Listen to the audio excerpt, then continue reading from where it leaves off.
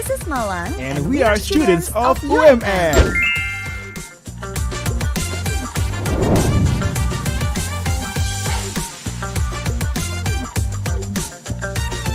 How exciting is it to be studying in UMM?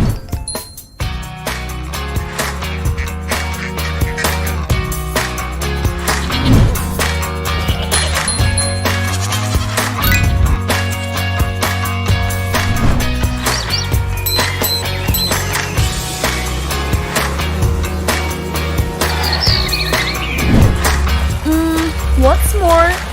This is so exciting!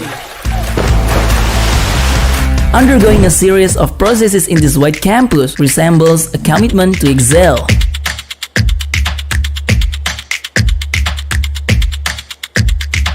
The tagline, "Each achievement is worth appreciation," is reverbing and proven to be real.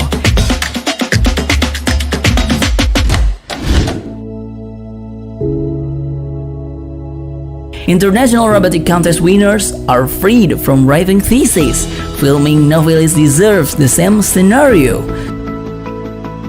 Successful entrepreneurs are offered the same change. More success stories are ready to unveil. Synchronizing the student achievements, the campus itself hits more lists. Accredited an excellent A from BANPT. Granted ASEAN Energy Awards triggers UMM to be an energy-generating and saving campus. 13 times in a row awarded as the first-ranked private university in East Java. Central Laboratory guarantees its quality assurance.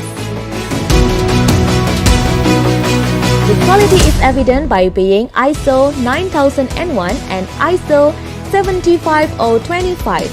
Certified laboratories by National Accreditation Committee.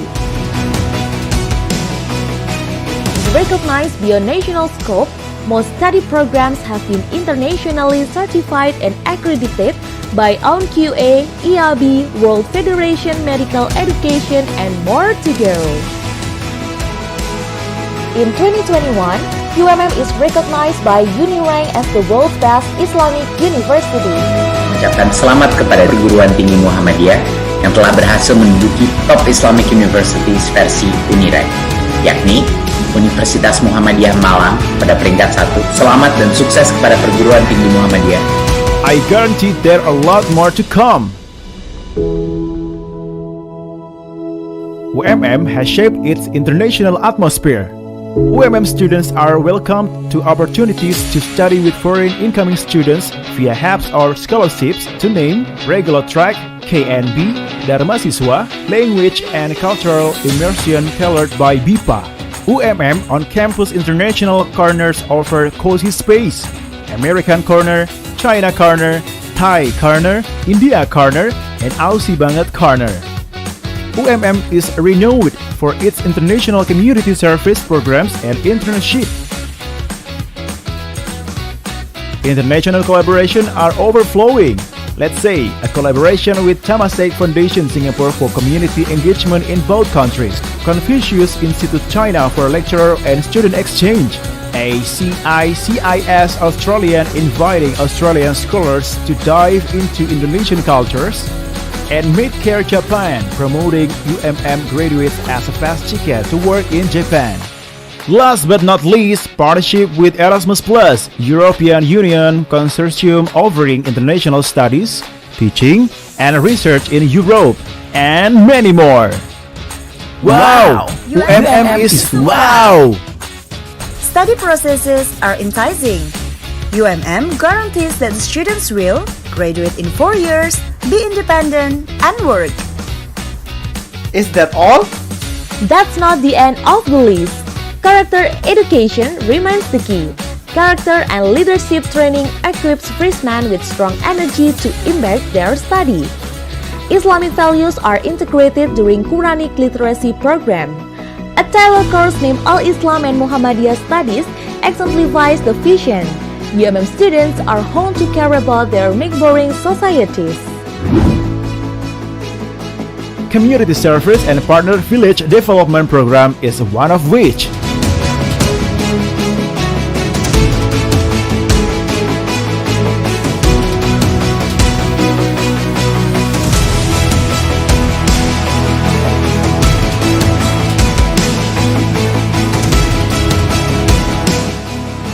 social skills are sharpened.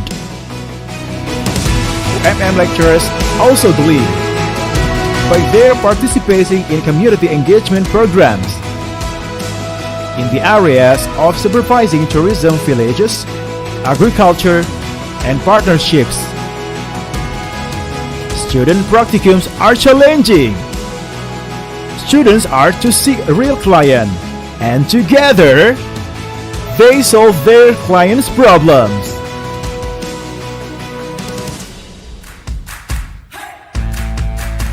A collaboration with Indana Pain CSR has come up with Jodipan, the village of colors.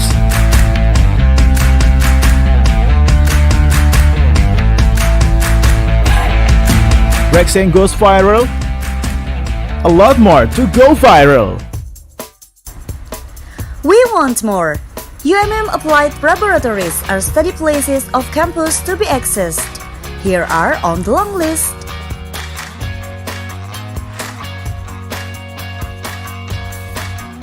UMM General Hospital, AMF Hospital Sumbawa, Race Hotel,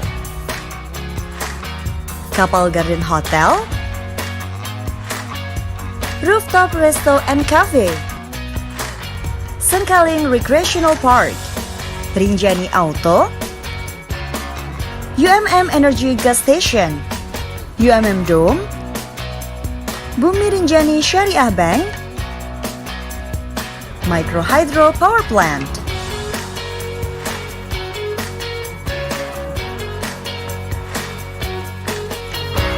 So, what are you waiting for? Let's be the part of this white campus.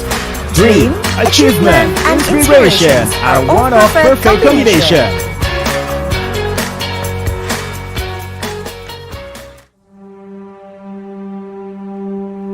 Time keeps running. We are entering a new phase in life.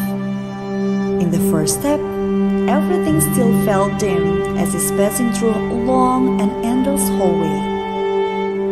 Until you meet the inspiring lecturers who are willing to help you experience a new understanding of the world. Visit places that offer you real experience and inspiration. Acquire friends to whom you grow together. Then, in the end, we will never be the same person within those passing seconds. The bright light of the future is getting closer and closer. Welcome to the Faculty of Teacher Training and Education, University of Muhammadiyah Malang. The faculty with the best majors and career options. Join FTTE UMM, reach your bright future.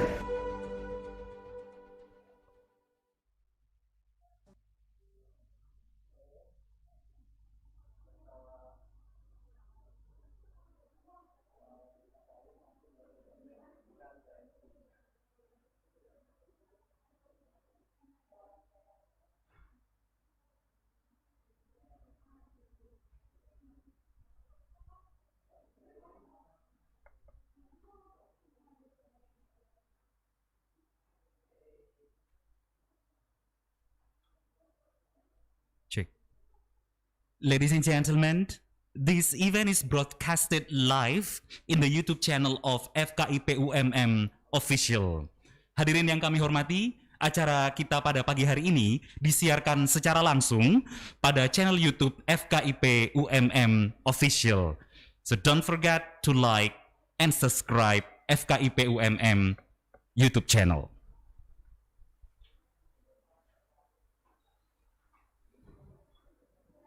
The respectable, our keynote speakers, Professor Dr. Mukhlas Samani, MPD, the Chairman of the National Committee for Competence Test and Teacher Profession Education, Republic of Indonesia. Associate Professor Tony Laughland from University of New South Wales, Australia. Dr. Nurhaida Aman from National Institutes of Education, Singapore. Professor Dr. Ana Belén Mansilla Perez from Universidade de Murcia, Spain.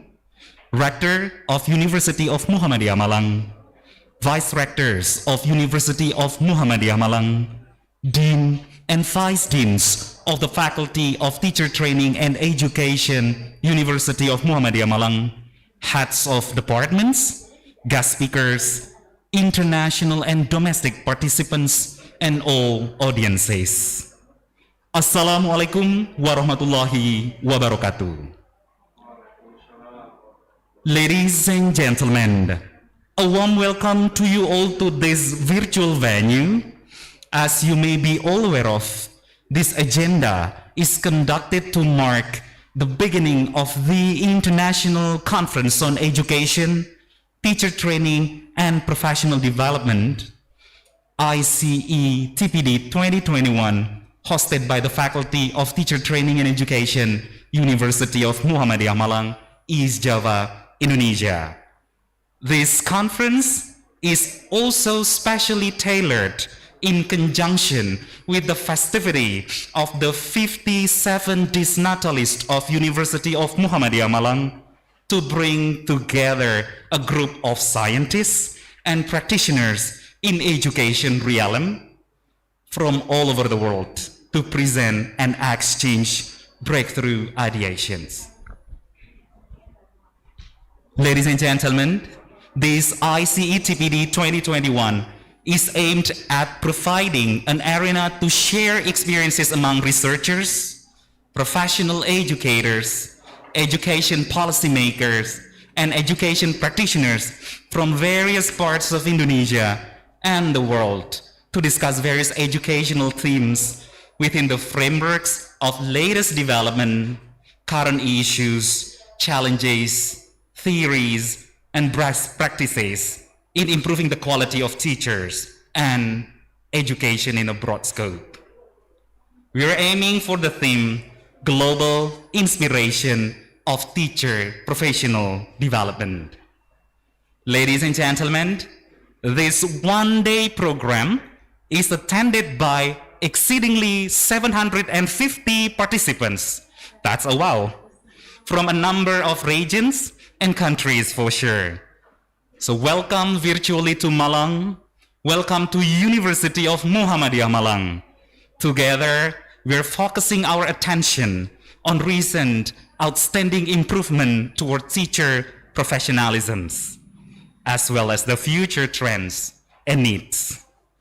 Well, ladies and gentlemen, to begin with, let's open this agenda by wishing Basmalah together. Bismillahirrahmanirrahim. Before we proceed further, we will be pampered by a traditional dance performance called Jaripa dance. Jaripa is a welcoming dance originating from Kemiren village, Banyuwangi, East Java province, Indonesia, embodying the history of Barong. This dance predominantly portrays beauty, serenity, and gallantry of the indigenous community of Indonesia. Performed by the students of Primary School Teacher Education Department, Faculty of Teacher Training and Education, UMM, a national winning dancing team. Ladies and gentlemen, please welcome Jaripa Dance.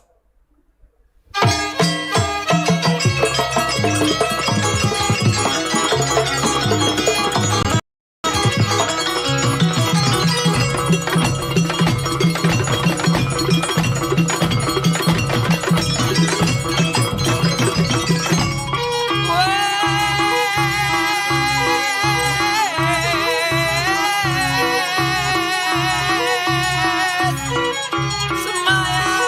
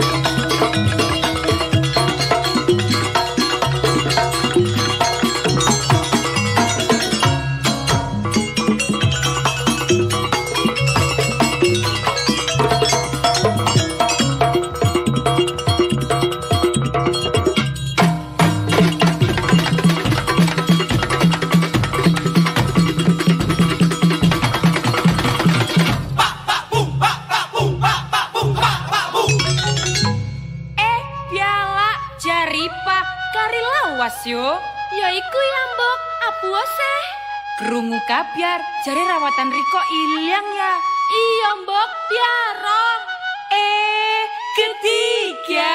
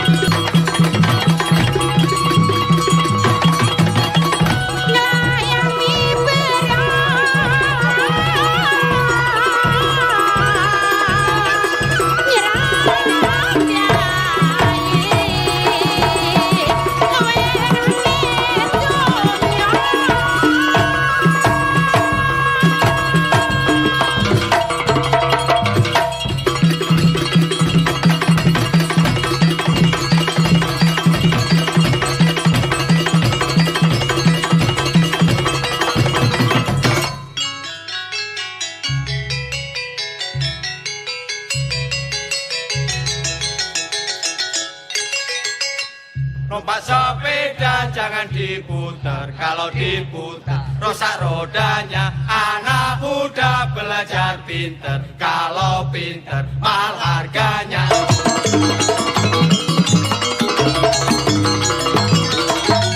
Numpak sepeda jangan diputar, kalau diputar rusak rodanya. Anak muda belajar pinter, kalau pinter mahal harganya.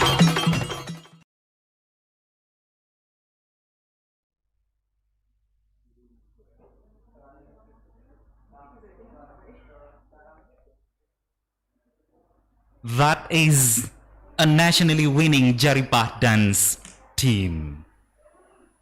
Ladies and gentlemen, national anthem of Indonesia and Muhammadiyah hymn. This is Indonesia Raya.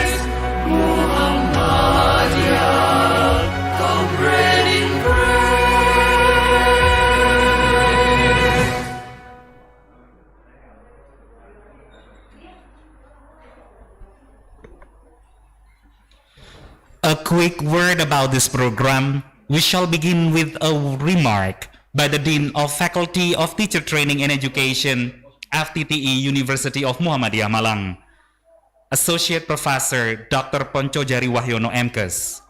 Please.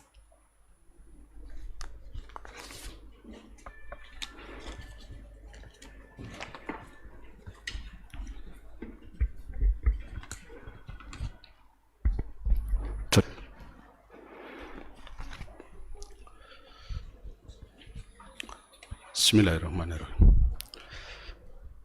The Honorable our keynote speakers, Professor Dr. Mukhlas Samani, MPD, Chairman of the National Committee for Competence Tests of Teacher Professional Education, Republic of Indonesia. Associate Professor Tony Longsland, University of New South Wales, Australia. Dr. Nurhaida Aman, National Institute of Education, Singapore. Professor Dr. Ana Belen Mansilla Perez, Universidad de Murcia, Spain. Rector of University of Muhammadiyah Malang. Vice Rectors of University of Muhammadiyah Malang, Vice Deans of Faculty of Teacher Training and Education, University of Muhammadiyah Malang, Heads of Department, guest speakers, international and domestic participants, and all audience. Assalamualaikum warahmatullahi wabarakatuh. All praise be open Allah subhanahu wa ta'ala for the endless blessing and guidance, Faculty of Teacher Training and Education, University of Muhammadiyah Malang, FTTE, UMM.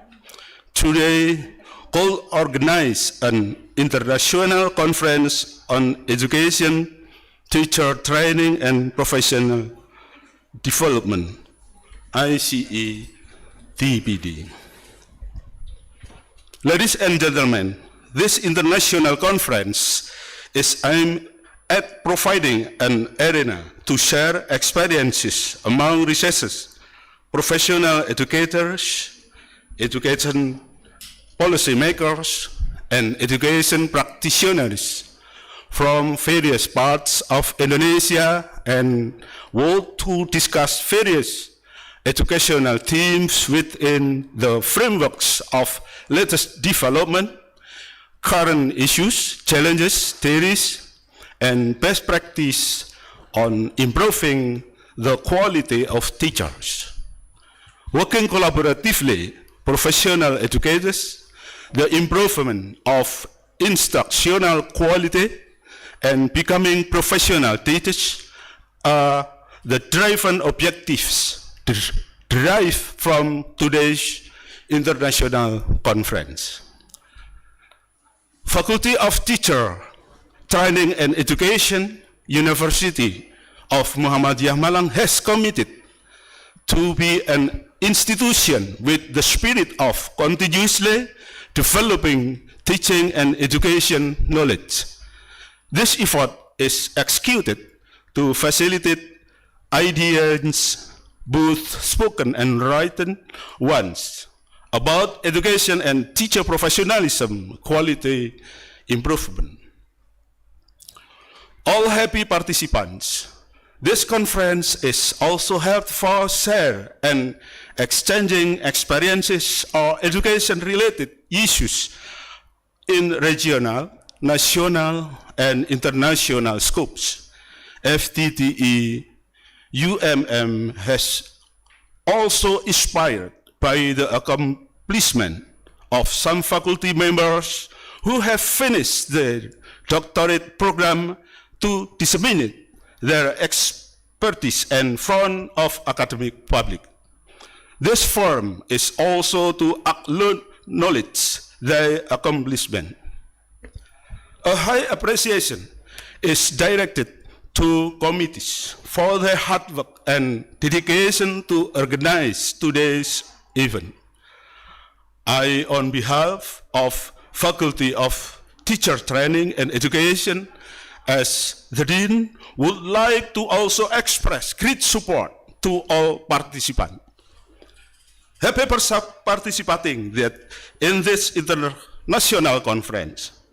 The sharing of ideas and experiences will bring about the improvement of teacher professionalism in the areas where all participants reside. Happy joining this program. Billahi taufiq wal hidayah. Assalamualaikum warahmatullahi wabarakatuh.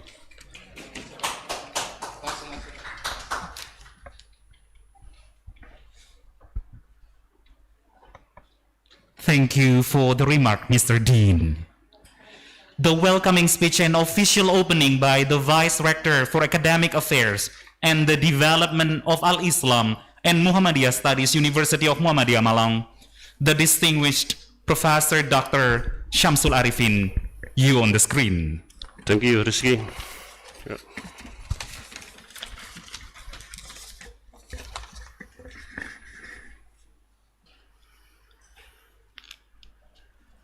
I think it's okay with my remarks. Yeah. Bismillahirrahmanirrahim.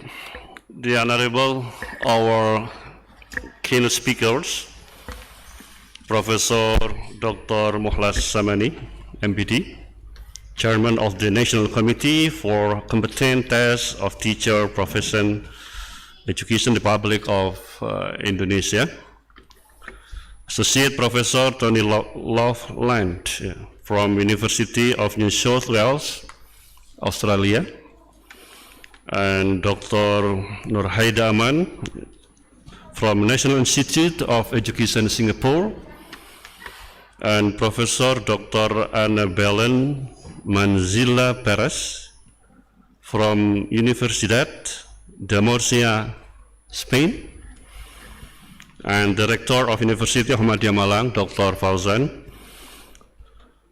First Rector of University of Muhammadiyah Malang, Dean and Vice Dean of Faculty of Teacher Training and Education, University of Muhammadiyah Malang, Head of Department, Guest Speaker, international and domestic participant, and all audience. Very good morning. Assalamualaikum warahmatullahi wabarakatuh. Innal hamdalillah la haula wala quwwata illa billah. Asyhadu an la ilaha illallah wa asyhadu anna Muhammadan abduhu wa rasuluhu la nabiyya ba'da. Rabbi shrah li sadri wa yassir li amri wahlul 'uqdatam min lisani yafqahu qawli. After expressing praise as a form of gratitude to Allah, then allow me, on behalf of University of Muhammadiyah Malang, as the First Rector for Academic Affairs and the Development of Al-Islam and Muhammadiyah Studies, to deliver several important points as follows. First, the highest appreciation goes to the Faculty of Teacher Training and Education of UMM, as well as the organizing committee who have solidly collaborated so well in hosting this international conference on education, teacher training and professional development, or ICE-TPD, held today. Second, I would like to express my gratitude to the invited international speakers and presenters who are originating from numerous developed countries as well as Indonesia. I'm assured without their presence, today international conference would not have taken place. With that, I hope that this international conference will become an annual tradition and become academically attractive as a forum to discuss major issues in the field of education and teacher professional development around the globe, lesson learned and best practice around the globe.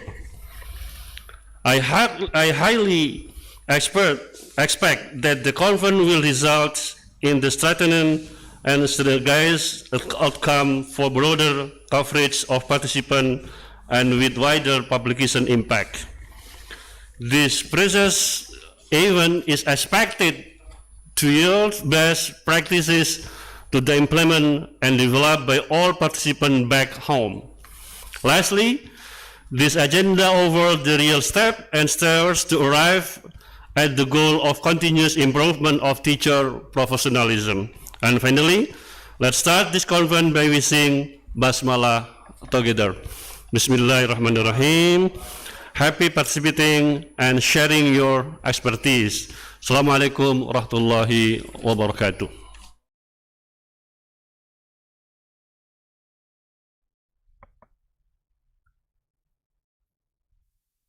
Thank you, Mr. Vice Rectors, for the welcoming speech and also the official opening of this international conference. Ladies and gentlemen, now in just about a few minutes, we're heading to the morning keynote speaker sessions by Dr. Nurhaida Aman from National Institute of Education, Singapore, Professor Dr. Mukhlas Samani, MPD, the Chairman of the National Committee for Competence Tests of Teacher Professions Education, Republic of Indonesia, and the third Associate Professor Tony Lochland from University of New South Wales, Australia. We invite Ms. Ria Arista Asi, PhD, as the moderator to lead the sessions. But ladies and gentlemen, to get you prepared, the profile video of this conference will be beamed on the screen.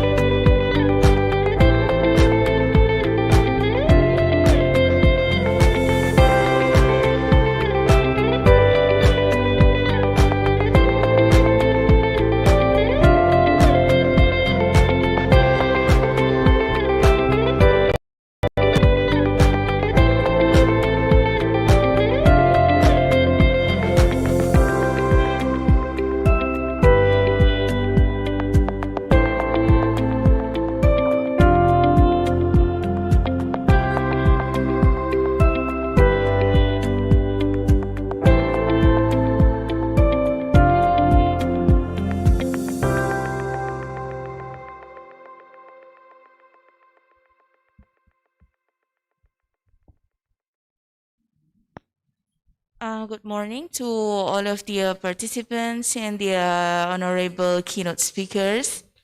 A very happy occasion to meet you all today and gather in this ICE-TPD in conjunction with the festivities of the UMM Dis Natalis, the 57th.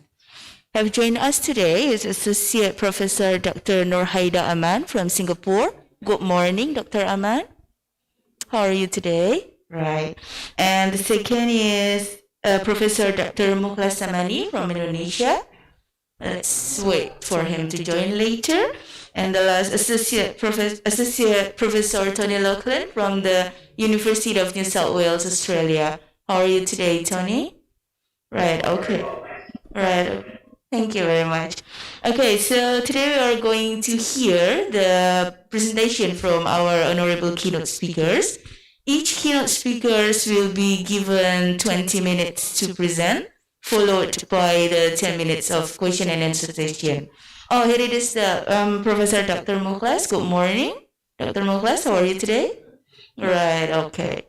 Okay, so first, I will introduce Dr. Nurhaida Aman from Singapore. Dr. Nurhaida is a senior lecturer at the National Institute of Education, Singapore.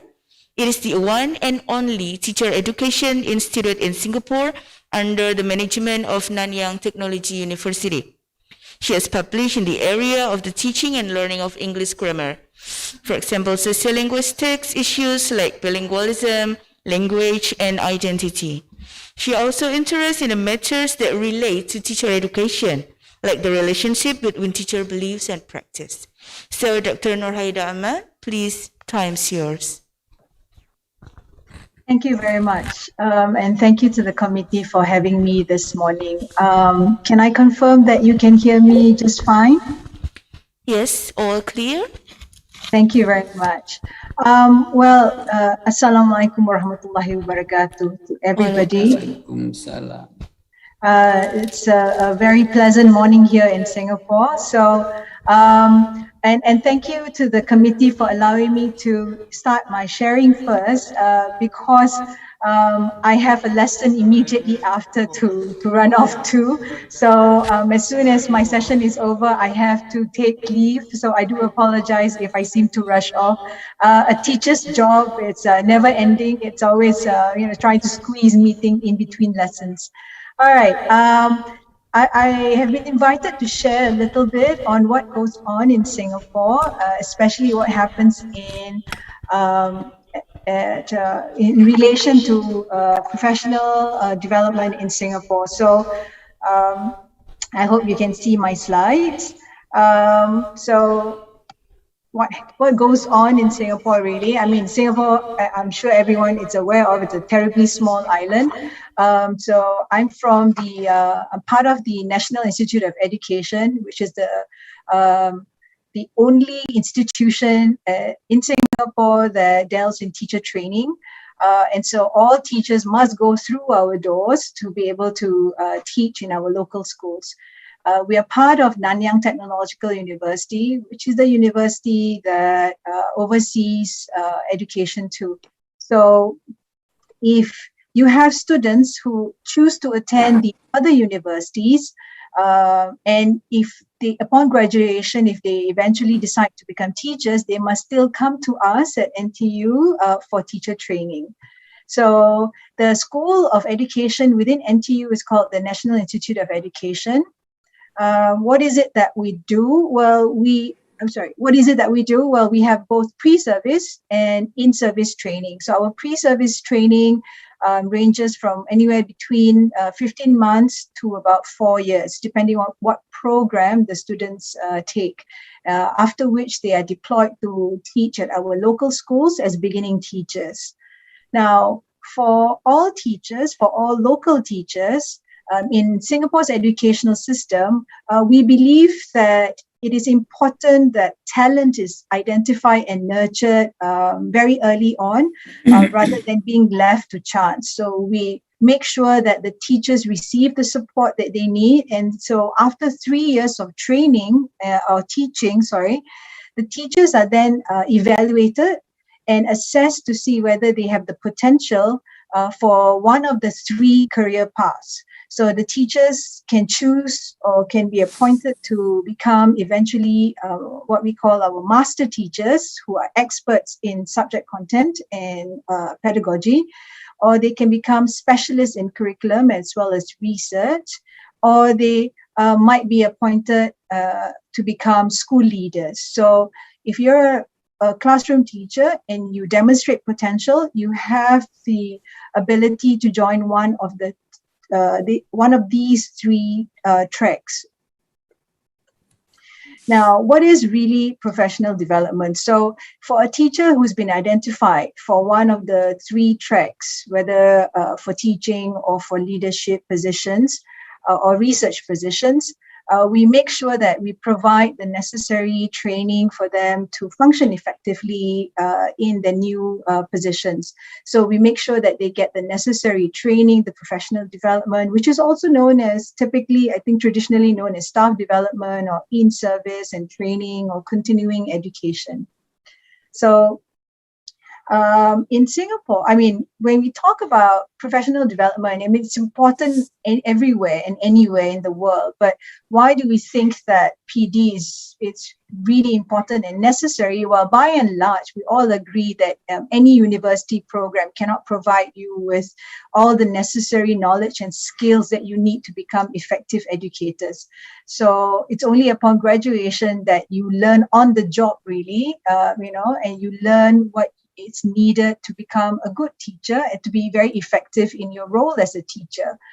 But we are also aware that the syllabus is constantly changing. And in Singapore, we have, at least for our English language syllabus, we review the syllabus every 10 years. And there's an interim period of 5 years where the syllabus is also reviewed to make sure that we are current, we are in touch with what's going on with the rest of the world, and we are in touch with the advances in technology that might have taken place over time. And we know with COVID, as in with this particular conference, that things change, and things are always so fluid. I mean, things change all the time in any given time, so difficult to predict. And educators need to be equipped with the necessary skills and knowledge to be able to adapt.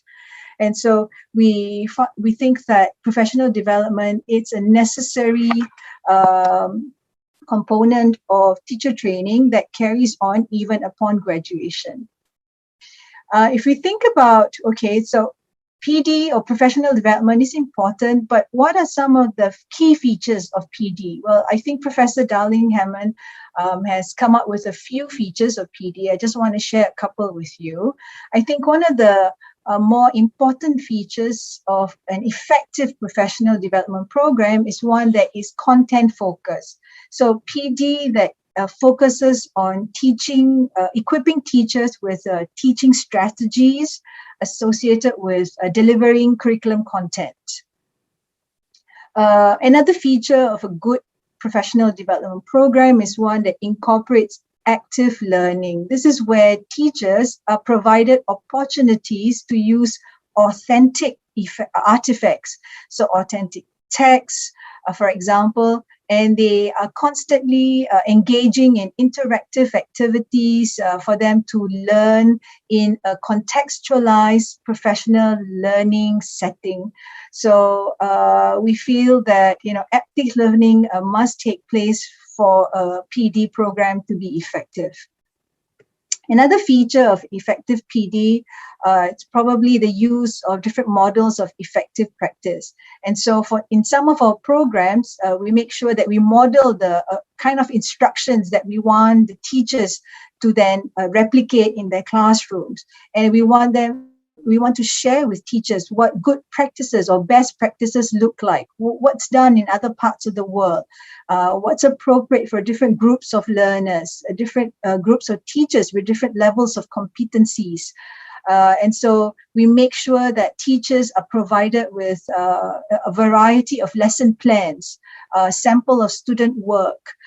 They get to observe other teachers in action. And so these are then used as models of effective practice. In Singapore, we also try as best as possible to make sure that our PD provides teachers with the coaching and expert support. And this is where NIE, as one of the many institutions in Singapore, other industry comes into the picture, where we make sure that we share all the necessary content and best practices with teachers. And more importantly, the kinds of sharing that we do is focused on teachers' needs, especially. And teachers' needs are also dependent on students' learning needs as well. Another feature of effective PD that we try to include in our programs we believe that professional development has to be sustained. So teachers must be given time to attend workshops and training. They need to be given time to learn. They need to be given time to try out some of these things in their classrooms and then come back and reflect and share with their peers. So this component is essential for good PD. So what kind of PD is available specifically for Singapore teachers? All teachers are entitled to 100 hours of PD every year. And our PD courses and instructions, the teachers get some funding to attend these courses. So the ministry invests heavily on teacher development. So the teachers can choose to sign up for courses at NIE, at the National Institute of Education. And what we do is we tend to focus on the subject matter and pedagogical knowledge. And some of these courses actually lead towards higher degrees. But by and large, I think most of the professional development that takes place occurs in the schools. And these are led by individuals or specific teachers, which are designated as school staff developers. So there's one SS developer in every school who oversees the teachers' needs and teachers' training. So it is their job to know what the gaps are in the teachers' knowledge, what the problems are in the school, and to then recommend these teachers the necessary training that they could take. Perhaps there's a new initiative in the school where the school has decided to go big on project-based learning. And so it is the SSD's job then to ensure that all the teachers get the necessary training before they roll out this new initiative. The teachers can also take some of the courses offered by a special division set up within the Ministry of Education in Singapore called the Academy for School Teachers. These are meant by specialist teachers as well as master teachers who are experts in the various subjects, and they offer courses and training to our regular teachers. Other than training them, the teachers are also encouraged to form communities of learners. And so the teachers are encouraged to continuously share best practices with each other. They can do it at the school level or the division level, also known as the cluster level in Singapore. And so that there's always communication that goes on and constant sharing among teachers across the different levels. And part of the training or the 100 hours that teachers get, it's also dedicated to training and time to become teacher researchers. In the last couple of years, the teachers in Singapore have been encouraged, to take on a little bit of research. And part of the research could be classroom-based. So they're encouraged to reflect on their learning and then to carry out different tests and trial runs of different approaches to teaching, and then present at conferences, and they get funding to go overseas and present at conferences as well. So these are the ways in which our Singapore government invests very heavily in teacher development, even past graduation. So what exactly does NIE as a teacher training education institution offer? So we offer a number of programs, and our programs tend to have these 6 focus areas. We want to help teachers upgrade their content knowledge. We want to help them update their knowledge on pedagogical innovations. Perhaps there's a new way of teaching or a particular concept or particular subject that they should take note of. Equip teachers with different competencies to respond to change, especially now given COVID and whatnot. We want to provide the teachers with the necessary support sometimes for the home-based learning. We also try to help teachers to keep abreast of the new developments and initiatives in education, help them with their research and management because they're supposed to do some research, and also enhance their teaching effectiveness through lifelong training. So we do this via 3 different approaches, whether through the offering of our higher degree courses or our leadership learning courses, as well as our regular professional development courses. So higher degrees, I think, we all know it has something to do with, taking up a master's course, an MA or an MEd, or furthering the education to attain a PhD or an EdD.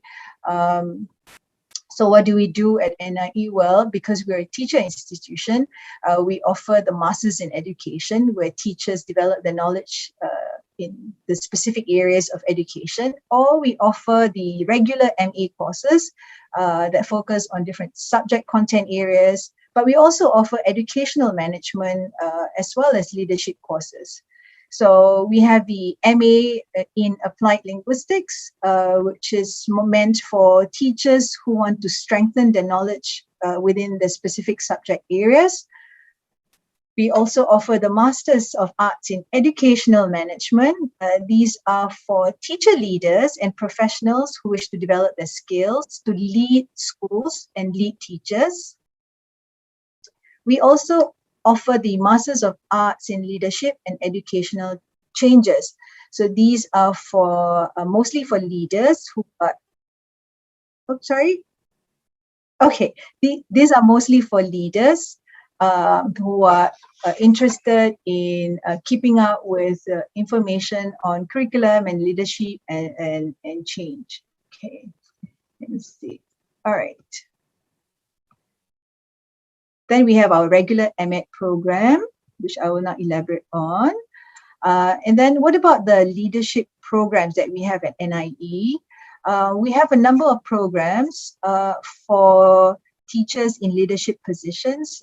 This include the leaders in education from a 2-week program to a 6-month program. We also have one that specially caters to international teachers. So we have visitors from the ASEAN countries and also from other parts of the world who come to NIE to take this specific program called LEPI, Leaders in Education. This is an international program where teachers from different parts of the world get to visit our schools and see what goes on in our Singapore classrooms and see the different innovations that take place in our classrooms. It also allows the international participants to engage in discussions with people from different parts of the world, and also there are hands-on workshops and presentations. So this is perhaps something that the teachers in Indonesia might be interested in, for example. So where do our participants come from? Well, in the past, we've had participants literally from all over the world. But not of late, since COVID, no travel is allowed. So unfortunately, this has been put on freeze at the moment. And then I want to come to the last kind of support or PD program that we have at NIE. These are the professional development courses offered by the different departments or the different academic groups. And so for me, I come from the English Language and Literature department. And what is it that we do? Well, the English department that I'm part of actually offers a variety of programs and courses for teachers who teach both the primary and secondary levels, and teachers who teach English language as well as English literature. And so some of these programs, let me see. Some of these programs include what we call the professional learning development programs for teacher leaders to equip with head of departments and specialists and subject heads and level heads with a specific knowledge of language that they need in their classrooms, and to guide the teachers that who are under them. We also have courses for special ed teachers who are required to teach the English language and prepare their students for the national exams. We also offer courses focusing on content on language and lit, as well as courses related to language skills, teaching reading in English, how to teach different kinds of writing styles, for example. So our courses range from content knowledge, the what and the why we do certain things, as well as pedagogical knowledge. And hopefully, when we combine the two, the teachers would develop what we call pedagogical content knowledge, the kinds of knowledge that they need to function effectively in their classrooms. So this is our goal. We don't want just to provide them with subject content knowledge alone, which is good, but in itself it will not be useful to the teacher without the necessary pedagogical knowledge. But the teacher needs to be a person who is discerning in terms of deciding what my students' needs are, what am I capable of, and how should I deliver content appropriately at different levels. So if I can illustrate one example of what I do in a PD course that I offer here to some of the teachers here. So I offer grammar courses for primary and primary schools in general, primary school teachers, to help them upskill their knowledge of grammar. There's one area that I find very interesting when I when I speak to English language teachers, is that they find grammar to be, I don't know, a dry subject. I'm not entirely sure what that means, to be a dry subject. I don't know what subject counts as wet, but yeah, well, it's that, oh, I don't know how to teach grammar. My students say grammar is boring. It's too much recalling of rules, and applying rules to fill in the blanks, and come up with answers, and very prescriptive. And so the teachers are constantly seeking support in how to teach grammar in an interesting manner so that they are able to sustain student interest. And so they also want to have asked to be shown how they can link grammar to other skills. How do I connect grammar to speaking? How do I connect grammar to reading and writing? And so in this one course, if I can just do an illustration, what I do is that I get the students I get the teachers to reflect on what they would already know, when it comes to word class, or so they know the kids in Singapore, based on our current curriculum, they are exposed to meta language like nouns and verbs and adjectives beginning at P1, or in first grade they would learn nouns, verbs and adjectives, and by the time they get to primary 6 or grade 6, they would be very familiar with what is considered a compound sentence and a simple sentence and things like that. So we insist on the use of meta language in our classrooms. So the teachers, by the time they graduate and become beginning teachers, they would know this. But then what we do in part of our program development, professional development course, is we get the teachers to think, how can I link this knowledge to something else, to another language skill? So how do I then apply this to something more creative? How do I use grammar to teach creative writing at the elementary level or at primary level? So if you can bear with me, if you can give me 3 minutes to do a particular activity with me, I will be most grateful. So shall we write a poem this morning together? Yes? Are we okay with that? Are we ready to, see how creative we are this morning? So we're going to try and apply our knowledge of word class. So we know what nouns are, we know what verbs are, and what adjectives are. But now I want you to write a poem for me, and we'll call this the word class poem. So this is where I get my students, even in elementary school, to write poems using their knowledge of grammar. So there are 8 lines that I want my students to write in total. The first line involves the article and noun. Can I give you 2 minutes to try this activity out? Sure, Dr. Aman. Please, you have Thank you. 2 minutes. Yeah. So the Yeah, participants, you can join the activities.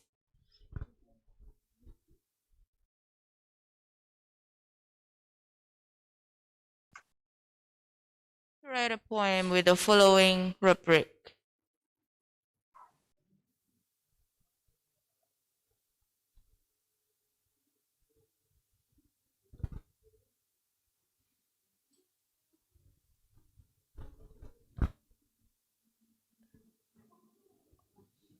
So right to the participants, you can try to write a poem with the following rubric. So let me help to translate. Jadi silahkan menuliskan atau membuat draft puisi dengan mengikuti rubrik yang ada tadi. So the first is article and noun, itu kata benda. Number 2, verb, kata kerja. Number 3, adjective, diikuti dengan kata sifat. And then the fourth step, repeat line 1, ulangi step nomor 1. Number 5 and 6, pronoun and verb, kata ganti dan kata kerja. Lalu nomor 7, pronoun plus always or never plus verb. Itu kata ganti ditambah always atau never. Dan terakhir ditutup dengan kata kerja. Baris ke-8, ulangi lagi line number 1. So you will get 8 lines. Kalau Anda mengikuti step ini akan mendapat 8 baris puisi.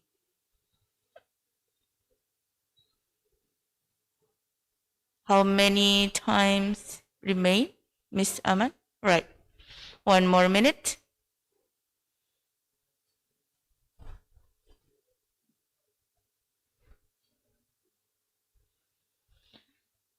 So any participant, if you already have your poem, you can raise your hand. So can they do that, Dr. Aman? Yes, please. Okay. I like to hear poems from Malang, Right. from the teachers in Indonesia this morning. Alright, okay, thank you. Bagi yang sudah selesai, for those who have finished writing poem, you can just raise your hand. There is a button of raising hand in your Zoom screen. You can just press it and then raise your hand. When the committee points you, you can read your poem. Yang sudah selesai menulis puisinya, silahkan ditekan. Itu ada tombol raise hand, gitu ya. Jadi silahkan dibaca puisinya. Don't be shy. Jangan malu-malu. This is the real practice of professional development, like far, far away, right from Singapore, delivered by the experts. So don't lose this opportunity. So please, the other keynote speakers, if you would like to join, you can. Yo, ibu-ibu, bapak-bapak, coba. Now she speaks Malay, so please, ayo coba jangan malu-malu. Komite panitia juga boleh. The committee, if you already prepare a poem. All right, I see one hand up. All right, Bu okay. Nita, ya. Yes. I'll try it. Okay, A please. book. Okay. A book. Read. Good. A book she read. He read. They always read a book. Well done. Good Yeah, job. give a big applause. That's very good, Miss. Okay. The other participant, maybe? Can we have one more person sharing, please? Right, okay. 1 or 2 more participants, it's okay.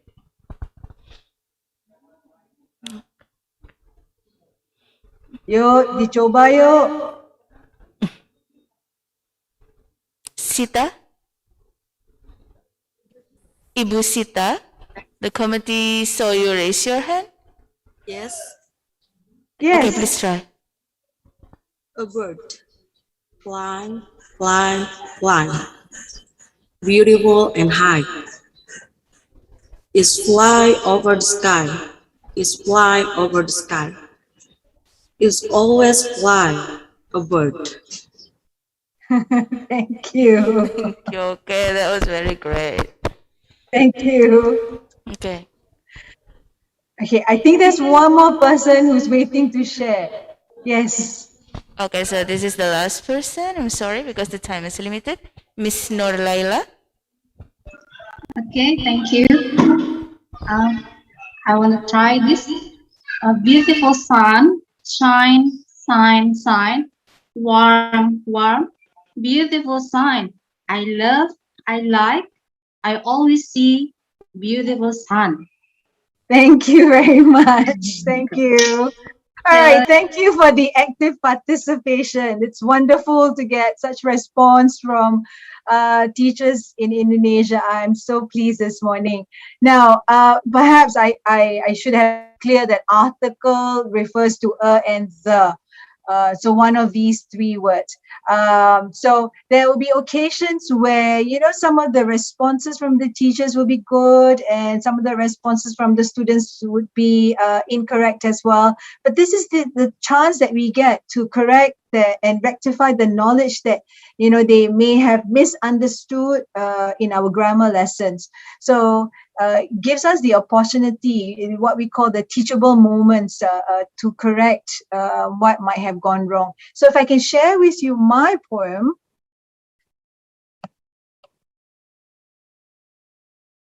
So this is my poem about the teacher. So the teacher teaches, shares, inspires. Positive, energetic, the teacher.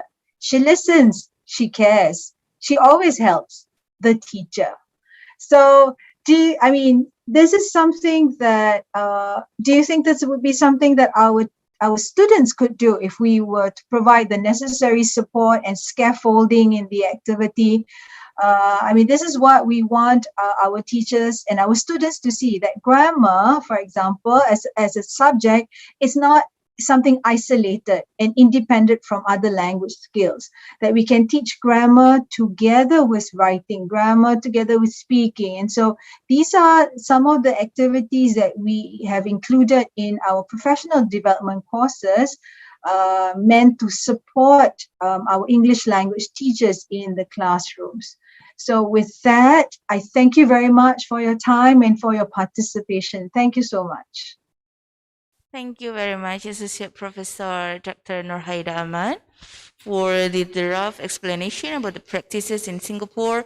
I believe that the participant can spot some differences with the Indonesian practices, and especially thank you for the interactive session. Do you still have some time to stay with us, Dr. Ahmad? Because there is one question from the floor. Yes. Right, okay.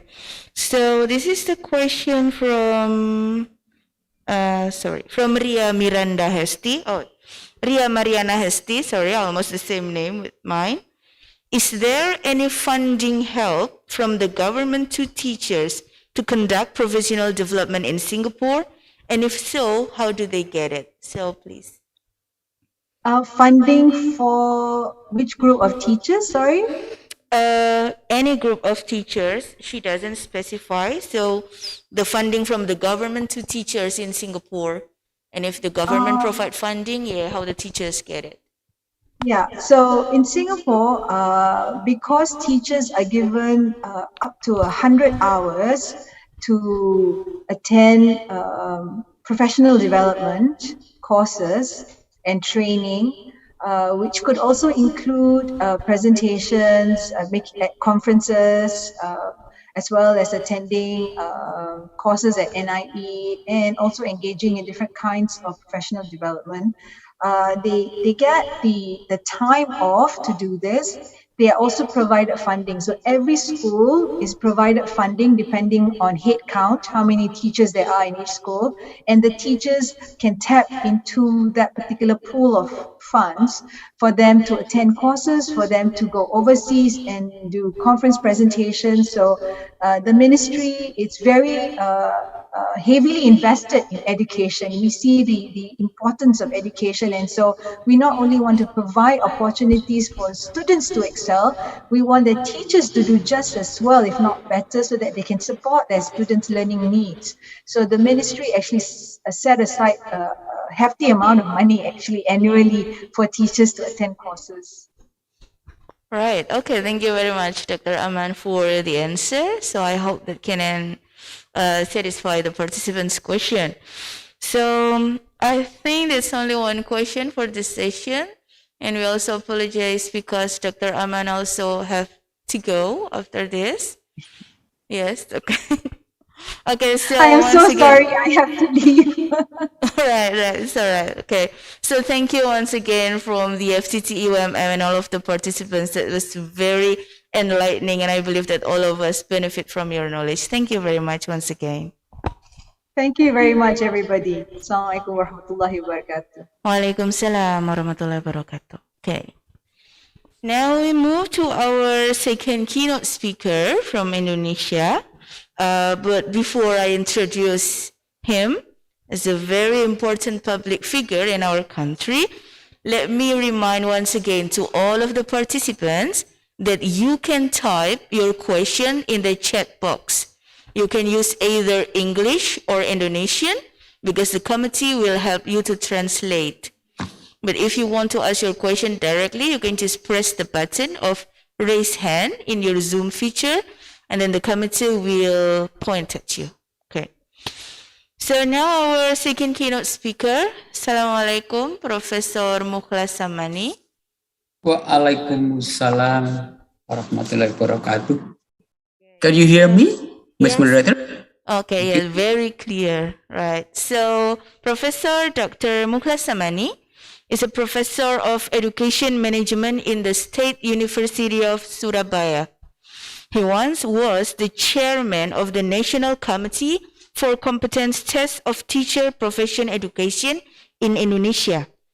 He's an experienced researcher and practitioner of Indonesia teacher education and has published many books. Among his famous work is a book entitled Reconstruction of Education, the compilation of reflection on the urgency of reconstructing education in Indonesia. So to Professor Dr. Mukhlas Samani, please, the time's yours. Okay, thank you very much, Ms. Moderator. The Honorable Mr. Rectors, Dr. Fauzan, Vice Rectors, Mr. Dean, Dr. Ponjojari, keynote speakers, participants, ladies and gentlemen, Assalamualaikum warahmatullahi wabarakatuh. Selamat pagi, very good morning. It is a pleasure for me to be here in this Zoom to share my experiences and my idea, what I have in mind, related with the preparing teachers in the era of what we call digital disruption era.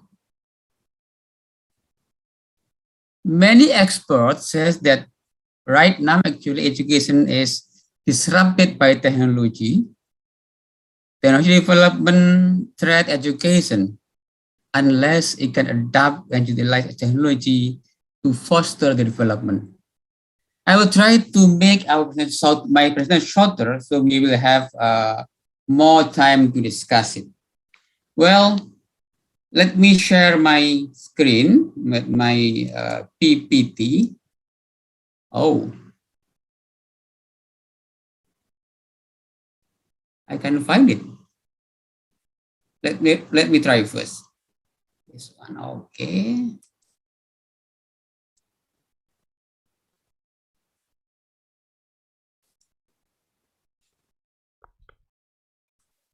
That's all right, Professor. Take your time.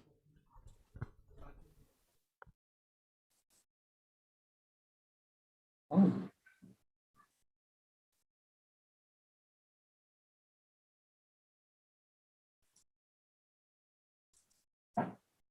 Something wrong with my PPT. Oh, right. That's okay. So it's all right. Take your time to Okay, find. we'll try one. Let me Right. try one screen. Okay. Let me try one screen.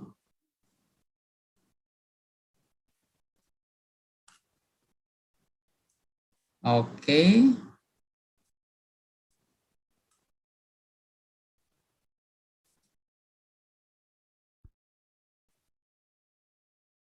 Right.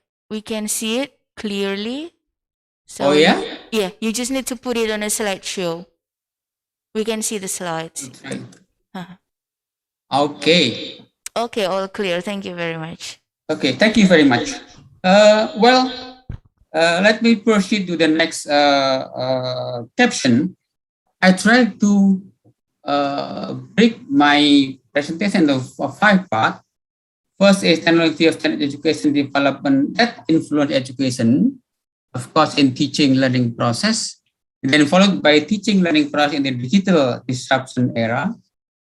And then the teacher's competencies we need in their era of digitalization, and then how to prepare teachers for the digital era. And then the last is Indonesian cases that need special attention.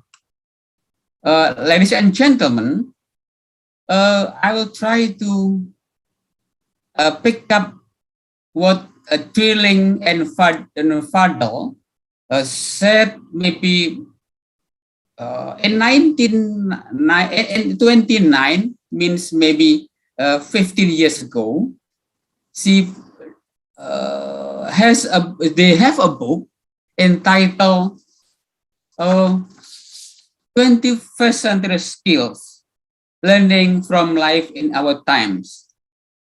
She advised us when we develop an education, we have to answer 4 questions.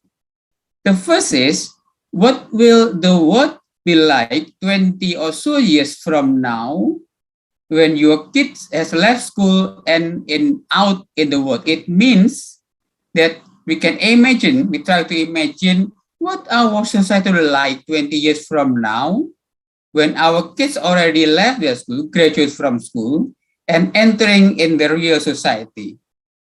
Based on that answer, we can try to answer the second question. Well, if that kind of social life in 20 years from now, so what competencies should our skill has to be successful on that situation? And based on that, we can try to show what were conditions that made our child high-performance learning experiences so powerful. And the last of 4 is, well, so what would learning be like if it were designed around your answer for the 3 questions? It means that we try to design our teaching learning process. We have to consider, we have to imagine what competencies should our students, what our kids need to be successful in their life when they are already left the school and entering the real world, in the real society. That is Trilling and Father advice maybe 15 years ago. And I believe it's still okay right now. Well, dear participants, let me share with you what we have learning in the earlier of what we call COVID-19 pandemic. On that time, maybe in March last year, we pushed to move from offline learning to online learning without enough preparation. All of us, all teachers, all faculty members are pushed on the time, please move from offline learning to online learning. And all of us are struggling on that time, all of us. But when we try to look carefully in another section, we are already accustomed buying something through GoFood, buy ticket through Traveloka, and sending money through mobile banking. The question is, why we didn't think on that time how to utilize digital technology in teaching learning process? That's the big question. We were accustomed to use it and the buying something, food, ticket, etc., but we didn't yet try to consider how to use it in our work daily life, in our teaching learning process.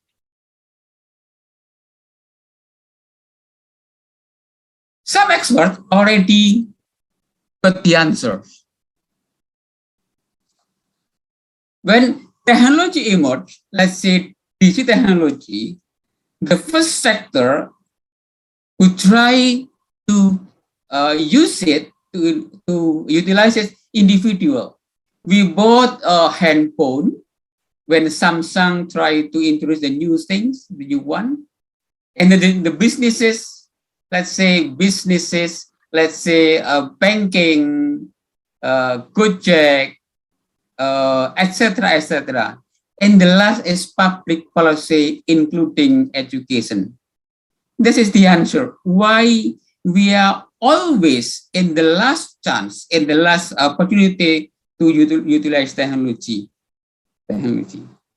And we have to consider how education will utilize technology to foster its development. Let's say how to utilize digital technology and other technology to foster our teaching learning process better. Well, as we know from many experts, this from quadratic cycle that actually the technology development going faster, getting faster and faster. In this caption, we can see that the first wave need 60 years when we found a water power mechanism. And then the second need 55 years when the expert found steam power, railroad. The third need 50 years when they found internal combustion engine, mobile we use now. And then the fourth, petrochemical, electronic need 40 years. And now we are in the fifth, what we call digital technology era, and it only needs 30 years. And many experts says that yes, we are now in the last part of the fifth wave. We will move to the sixth wave soon. And Charles Darwin, I think all of us know, says that it is not the strongest of the species that survive, nor the most intelligent, but the one most responsive to change. It means that if we are educators who deal with education, we have to responsive to the technology to be survive in this era, in this disruption era. Let's see. I will show you in this caption. Expert found that and now until 2025,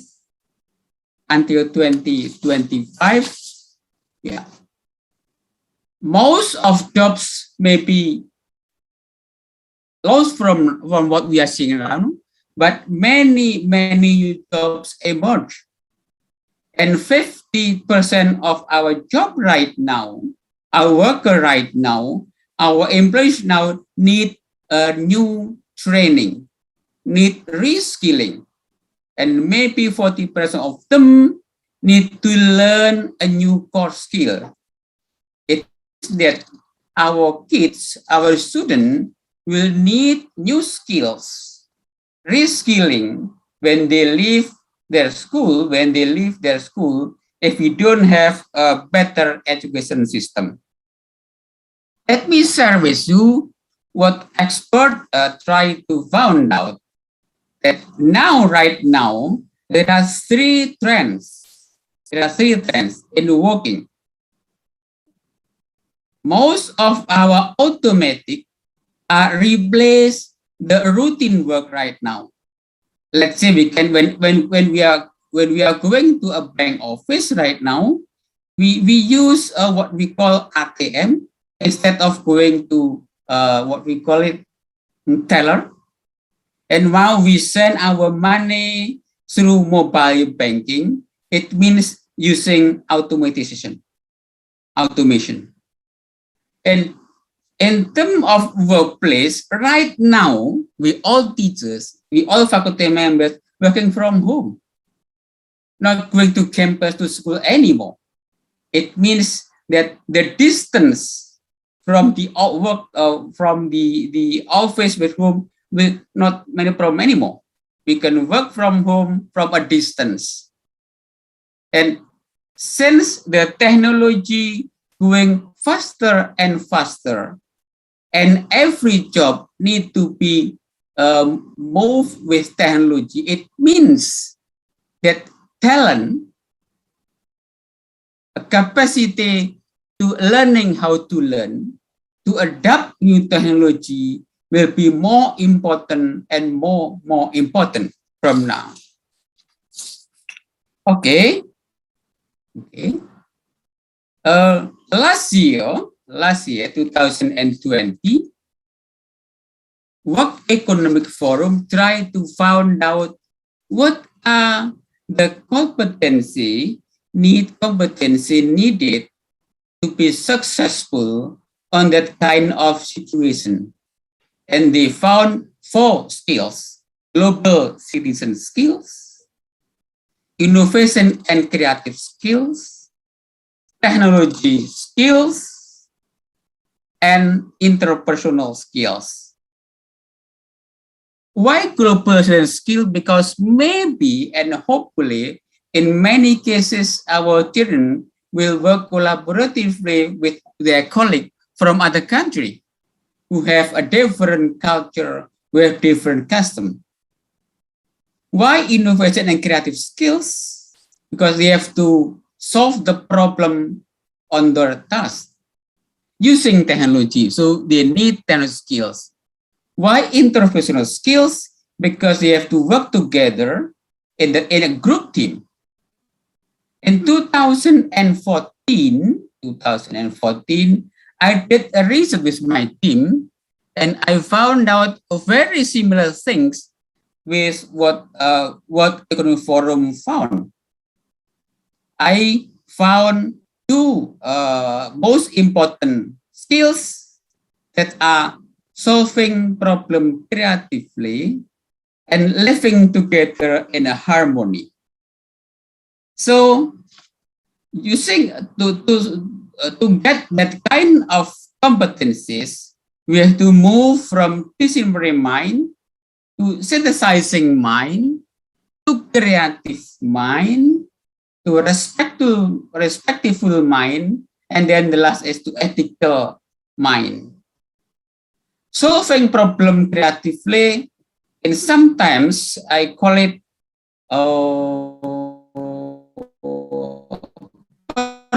personal skills. It means that everyone need that kind of skill, even they work individually. Living together in harmony, sometimes we call it a social skill. We need it when we work together, and when we live together in a group. From that kind of skills, and then World Economic Forum introduce 4 kind of learning process: personalized and self-paced learning, accessible and inclusive learning, problem-based collaborative learning, and lifelong and student-driven learning. The question is how to implement that kind of learning. Well, personalized and self-paced learning, accessible and inclusive learning, problem-based collaborative learning, and lifelong learning. Actually, it is similar what we introduced by pedagogy. So I believe that pedagogy will replace pedagogy soon. Pedagogy has 7 characteristics: self-determined learning, focus on learning how to learn, focus more on process instead of product, avoiding educator center, and move to the world of learner, explore learner chosen action, and the last is advance beyond our own discipline. It means that we have to move from pedagogy to pedagogy with that 7 characteristics. The question is, what teachers' competency needed to implement that kind of teaching learning? What teacher competencies to carry out pedagogy model of learning? That's what we have to try to consider right now to prepare our teachers for digital technology. Try to consider that kind of teaching learning process. I remember in the book of 21st Century Learning written by Trina Fadel.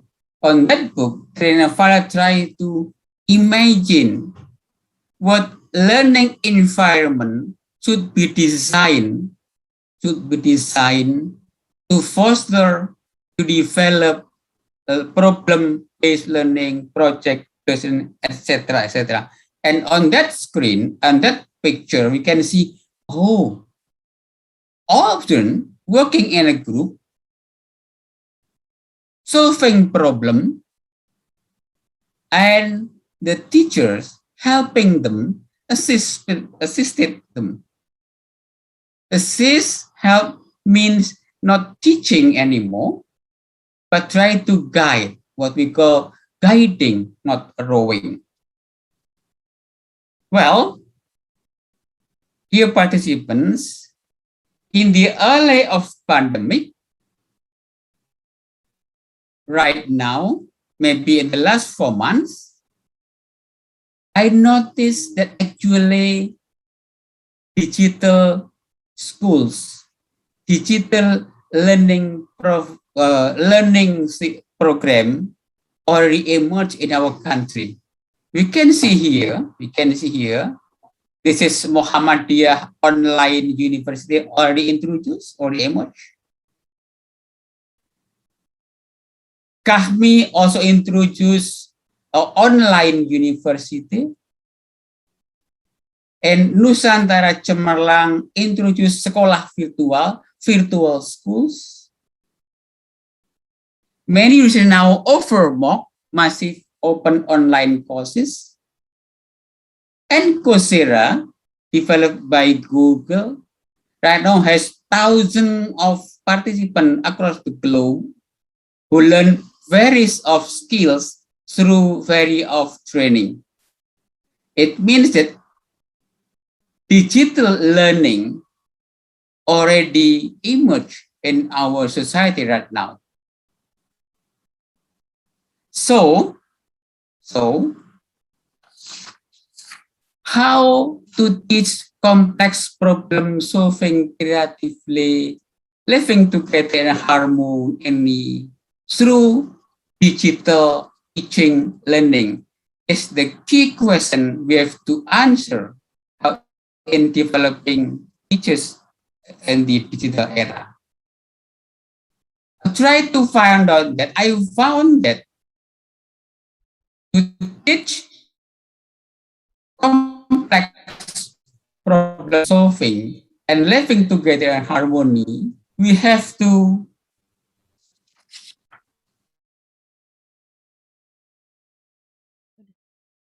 mind the teachers who have broader knowledge using interdiscipline and transdiscipline approach. And of course, it needs a smart teachers. Sorry, Professor. The committee said it's 1 more minute. Okay. Apology. Sorry for that. Thank you. So the teacher has to continue improve work. So it needs self-directed learning. You need applied research capacity. Let us focus on learning using their culture environment. It means focus on outcome-based education. And the fourth is utilizing technology to support the effective learning. I believe that the technology can support our learning, self-paced learning, etc. So I try to combine, I try to compare what kind of what kind of competencies, and I found that actually that is self-regulated learning competencies, and SRL can be developed through continuous classroom action. Again, continuous classroom action research. We underline continuous. Continuous. I with my team try to implement that kind the kind of CNAR. We call it CNAR, collaborative nested action research. And I show you this caption. Look like the classroom action research, but never ending. The purpose of this CNAR is not to write down the academic paper instead of, but to improve the teaching learning process. This is the figuration of CNAR. And we found out from ongoing research, CNAR can reduce psychological gap between dosen pembimbing and guru pamong, and then they become a good team in guiding student teachers. Student teachers get a new knowledge about through classroom research, not to write down a paper, academic paper, but to improve the teaching learning process. And the third is develop student teacher awareness in continuous quality improvement in teaching learning. The last two slides about Indonesian cases. Right now, I have to try to take attention that in Indonesia, we have tried to put attention diversity of geographical, socio-cultural, and economic development of parents. In this left picture, we can see the various conditions of school. Let's say in Papua, in Maluku, compared with in Malang, in Surabaya, in Bandung, in Jakarta. Also, disability in many aspects of students, let's say in local languages, etc., etc. And also the huge number of teachers across the country. Right now, we have 3.2 million teachers across the country. And we have to know that parent-led understanding SWOT education. The next is about our teacher, our existing teachers. This picture shows that the competencies of existing teachers are questionable. When we try to test the competence of teachers, we found out that average score is only 41 from 10 score, 400 score. So it means below half. Yeah? And what you can imagine is when teacher getting senior, the score slowing down. The continuous professional development, what we are carrying out right now is questionable. And the last is, please be aware that we have uneven distribution across the country. Some schools has many teachers, but some schools are very small number of teachers.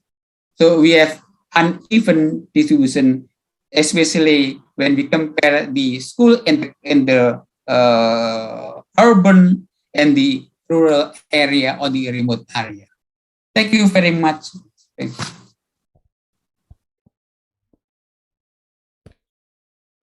Let I end here. Thank you. Okay. Right. Thank you very much, Professor Mukhlas Samani, for the very enlightening and inspiring presentation, especially when you highlight the rapid changes of today's ICT condition. So because of the time limit, we only accept one question from the participant. Here is a question from Nafila Zain, the graduate student of English language education. This is related to the Indonesian cases because we live in a different spheres between Western Indonesia and Eastern Indonesia. How can teachers make sure that the students are ready for the problem solving while actually they have the different access to the technology and education? So how can we train teachers with the same knowledge while the students are different in each regions of Indonesia? So please, Professor. Thank you very much for the very smart questions. We have to consider the principle of one fit for all have to consider and reconsider. We cannot use principle of one fit for all. But we can try to compare, we contextualize what we are trying to learn in teaching learning. Let me show an example. Please try to teach what do you call it, adding number, penjumlahan, with different example between the primary schools in Malang and primary schools in Papua. We try to implement what we call contextualized teaching learning process. We use environment of school of students to learn about the language, about the math, and about the natural sciences. Maybe in Malang, primary school students can learn chicken, but maybe in Papua can learn pig, about the animals. That is what we call CTL, contextualized teaching and learning. So both of them, all of them achieve the equal level of competencies, but with a different local environment, local, what do you call it? Local situation. Learning about pig in Papua, similar with learning about lamb in Malang, like this. Okay, thank you very much. So we have to make it contextualized for every Indonesian region. So I guess that's all for the question today. I'm so sorry for the participants because the time is limited. Once again, thank you, Professor Dr. Mukhlasamani. We believe that professional development should be responsive, should responding to the current condition, like you said, the digital disruption era. And it is very important to all of the participants, Indonesian teachers, and also student teachers to get the information from you as the first-hand informant in Indonesia. Thank you very much. Assalamualaikum. Waalaikumsalam. So now let's move on to our last presenter for this morning session. Good morning, or let's say good afternoon, Tony. Good afternoon, Dr. Asi. Thank you very much. So, Tony Laughlin is an associate professor in the School of Education at the University of New South Wales. He is an experienced educator who likes to work from practice to theory and back again. His research interests lie in teacher professional learning across the continuum from graduate to lead teacher. So, Tony, please, time is yours. Thank you. I'll just share my screen first so I don't disrupt my presentation.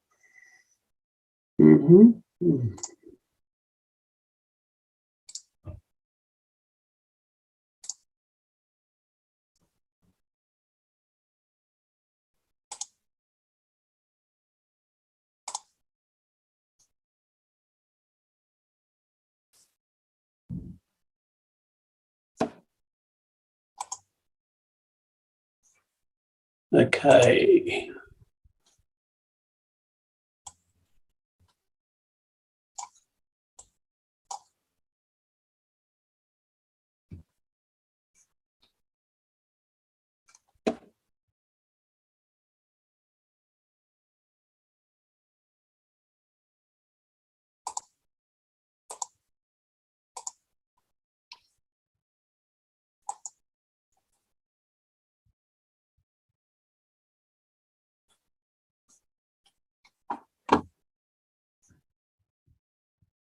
when it goes to slideshow, Dr. Asia, it disappears from the screen. So I'm just going, if I go to slideshow again, Right. can you guys see that? Can you see the screen on me? Yeah, we can see the screen, but it's not on slideshow. So it's going to be like that, no slideshow? Yeah, it should be coming up like that. I'm just not sure what it's doing, Dr. Asia. Okay, see what I've got. Display settings. Right, that's okay then if it will disrupt. Yeah. Yeah, it's okay. It's not ideal though. It's just, I'll just try it one more time. I'll just stop the share. And I'll get out of this screen. Okay, I've got this. Share screen.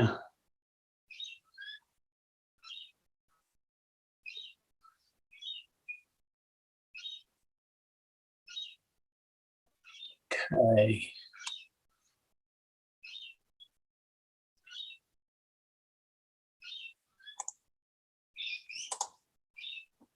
And if I share that, Doctor. Yes. Did that work? No. Yeah, try to put it on a slideshow. We can see it full screen, but not Yeah, slideshow but yet. Okay.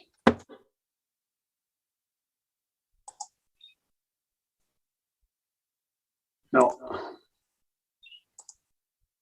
Too many screens. Okay.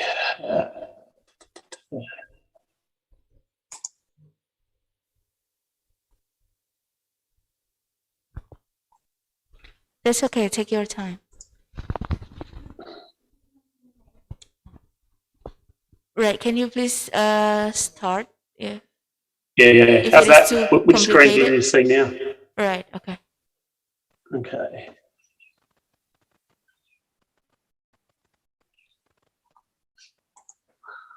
Okay, that will have to do. I'm sorry, everyone. Welcome. Thank you for having me at your 57th birthday party. A very big happy birthday to UMM. I'm sorry. So 57 is a good age. I'm not quite there yet, but nearly. University of New South Wales, where I'm from in Sydney, is pretty much close to that. We're about 60 years old, and I'll just expand that screen a bit. That's better. Yeah, we're a little bit older than 57, but not much more, probably about 10 years older. It's my pleasure to be presenting here today on this topic. I'd like to pay respects to my previous keynotes, Professor Rahman and Professor Shamani. When Professor Shamani talked about visual disruption, he was right on the money there. You think of me sitting in Sydney, Australia, quite a few thousand miles away, and I'm presenting live to people in Malang. It's hard to get my head around it. So, but it's a great pleasure. I was looking at all the people in the group, and you've got almost 1,000 people on an online conference. And I note that it's also the conference is provided free to all participants, and that's fantastic. I think that's something we can learn to do in Australia. I also want to pay my respects to Professor Aman from National Institute of Education, Singapore. We in Australia look very closely to see what Singapore are doing with their systems, especially the National Institute. They're very proactive, and they're very on the cutting edge. So it was lovely to hear someone speak from there. I also want to pay my respects to everyone in the audience. I know at this moment we're living in quite difficult times. I know that pandemic has been very hard on my colleagues in Indonesia, our friends in Indonesia. So I hope that it hasn't hurt you and your family too much. Australia is in the sort of second or third wave, but we haven't been hit as hard. But I can't imagine how difficult it has been in Indonesia for at least 15, 16 months. So our thoughts and our concerns have been with our friends in Indonesia. Yes, I'm from the University of New South Wales. Dr. Sia, our moderator, is just graduated from there with a very good PhD. We also have another PhD student from Indonesia, Taktik, and she's about to complete her PhD. I have to say that both Indonesian students we have supervised over the last 5 years, both of that Ria, Dr. Asia and Dr. Taktik are great ambassadors for your country. They're wonderful people. They're diligent. They work very hard, and they're always very positive. So thank you for sending such brilliant students to us. We're very grateful. Okay, I'm going to talk about best practice in teacher professional learning in New South Wales, Australia. I apologise for my accent. I don't speak English. I speak a dialect of English called Australian English, and I speak fast. So I'm trying to be conscious to speak a little bit slower so you can pick up what I'm saying. Some of it, I guess, a caveat of what I need to say before I present is that I'm really focusing on teacher professional learning in schools. It was interesting to see Professor Aman talk about the funding question, because in this country, in New South Wales and Australia, generally the funding is at the school level. So schools have discretionary funds to use. So when I think about professional learning, I think about not systems, education systems at the state level. I think of what schools do. So I just preface my remarks by saying, when I'm thinking about TPL, I'm thinking about what schools will do and what is currently regarded as best practice. Okay. Here's part of the challenge, or the big challenge for professional learning we've identified in our country for the last, say, 10 or 15 years. And this is well summarised by Brick. Professor Brick is from the Carnegie Institute in the US, and he's implemented something called improvement science. If you Google Brick, you'll find his presentation from 2015, and you can look at his ideas there. But one of his famous sayings that I like is, implement fast, learn slow, burn goodwill as you go. Part of the challenge with PL is imposing something from the outside without understanding the problem first. We talk about falling in love with the problem and not, as Brick says, engaging in solutionitis, which is going to a school or a system and having a solution without understanding what the problem is first. So if you go in fast with your program that's not well designed, the teachers you're working with will not have goodwill for the program, and it's unlikely it'll have any effect. Another way of saying that, I'm just looking at the delay here to make sure the slide comes up, is written by Jim Knight in his 2009 paper. He talks about the triple A's, which is part of the pitfalls of professional learning. That in schools, where our school year starts in January, I know your school year is starting in September, but in the first term of the school year, schools often greet their teachers and say, this year we are going to try problem-based learning, or this year we're going to try pedagogy or digital disruption, or whatever the idea is, and no disrespect to the previous keynote. But one of the biggest challenges in our schools is that the principals say, look, we're going to attempt this. When people become fatigued of the idea or don't understand what's happening to them, or don't feel like they're part of it, they attack the professional learning program, and then the program is abandoned at the end of the year. So that's these short cycles of things that are tried that are not thought through properly, and the same thing happens year on year on year. And obviously one of the key features of professional learning needs to be sustainability. If you don't have sustainability, then you won't get the results that you expect. Okay, so that's my preface, my assumptions about professional learning and the sorts of things I'm thinking about. Today, I haven't got much time, but I'm very briefly going to cover some broad principles for effective professional learning. I'm going to help you think about the focus for professional learning in your school, which I hopefully is helpful for you. And I'm going to make the point that innovations in professional learning require a scientific implementation. So there's 3 takeaways from this presentation hopefully you will get, and I'll check in at the end. Okay, the general principles for effective professional learning programs. So once again, this is for the Australian context. We only have 25 million people. We're not living in the Indonesian archipelago with 300 odd million people. So obviously your context is very different. I can understand a little bit of your context from working with Dr. Asia and Dr. Taktik, but obviously my knowledge of Indonesia is very limited. So I'm talking about my context. The general principles then in our state are that it should be designed on site. And we heard Professor Rahman talk about that before when she says it's very important for the school-based person to contextualise the professional learning. And Professor Samani just said it in his presentation as well. He talked about the importance of context. He used the context of Malang and Papua. You could have used Bima. Obviously, the archipelago is huge and has a diverse range of contexts. So designing a PL on site obviously is even more fruitful, I think, in your context than ours. Participation needs to be voluntary. This is really expressed well in Kennedy's paper in 2016, but also confirmed by your very own Dr. Asia this year in her thesis. And there's the full citation there at the bottom. That is open access. So you can put that URL in and you can read Dr. Asia's PhD to your heart's content. So that's offered on an open access there. I just want to pay tribute once again to that study. It was an excellent study, which was in the context of BEMA.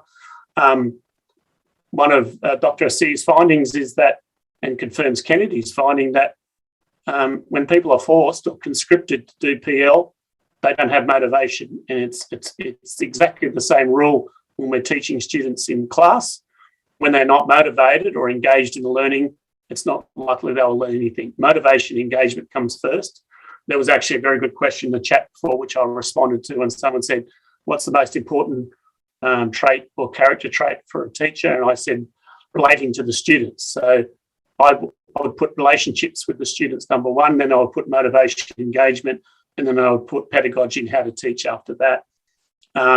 Same rules applies for the TPL. It's amazing in teacher professional learning that sometimes in our classes we teach in a certain way, but then in the afternoon when we have to do some professional learning for our colleagues, all of a sudden we forget what good teaching looks like and we bore everyone with 30 PowerPoint slides.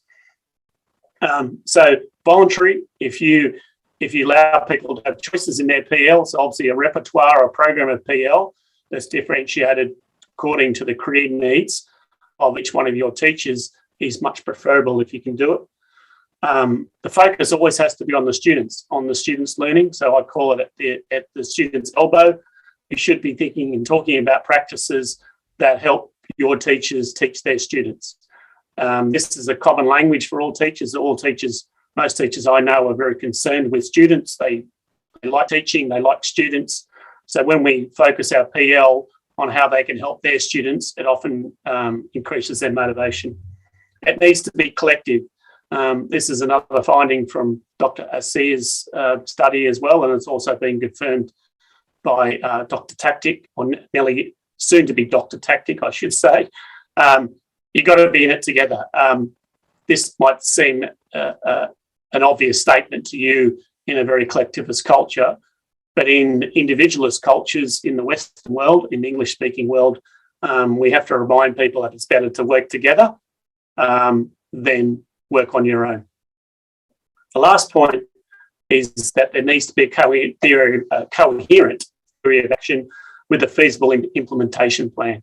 And I talk about feasibility a lot with professional learning plans. It needs to be something that can work in your context, but you also need to have a clear theory of action. So you could say how this professional learning you will deliver and present will help your teacher do what. You have to be explicit in the same way that we teach our students in teacher education courses to write specific lesson plans. I work with people designing professional learning. I want them to be able to be very explicit and tell me exactly how their professional learning will influence their teachers to do what, and have some measures for that. Observation is obviously one of those things. Okay, my first point about effective PL being designed on site. Professor Samani just mentioned that in the last keynote, that effective PL, or it should be done on site. And we actually need to, what I say, fall in love with the problem solution. So that's that idea of solutionitis, where sometimes we have a solution and we go looking for the problem that fits it rather than understanding the problem first. So if you look at 4 ways of doing professional learning that are popular in our context, learning sprints there. If Dr. Asia passes these slides on, I've given her the PDF slide deck. I'm quite happy for you to share it, Dr. Asia. You can click on those links and it'll take you through to each one of those areas and read more about it. I haven't got time to elaborate on each one today, but the important thing is each one of those professional learning designs or models spends a lot of time defining the problem first before they go to the solution, and that's what you need to think about. The focus is on the students. That's the second principle. I ask teachers or schools I work with, I say, what is the biggest in-school source? What is the in-school source of the greatest variance in student learning? So we work with a lot of standardised tests in New South Wales. I might ask teachers to look at the Year 5 writing results from the NAP plan, and I'll say, why is it that there is such a huge diverse range here? And I'll say, these students are from this home or from this background or whatever. And I say, that doesn't matter. You can't change backgrounds. You can't change context. You can change what you do as a teacher, and that's what teacher professional learning does. So then we say, what is it about how we're teaching writing in Year 5 that's meaning that there's such a diverse range of results in performance? So that may well be, like Professor Oman said, about teaching grammar properly or teaching aspects of language, but you need to find that out first. It's a hard question. It's a confronting question to look at your own teachers and say, where is it? Where are we falling down? But that's where you need to work on. And that's the space for professional learning. The collective effort is very, very strong in the literature and in practice. Has effect size of 1.57, which is a huge effect size in terms of those measurements. So their sense of collective efficacy is the second most important school-based influence.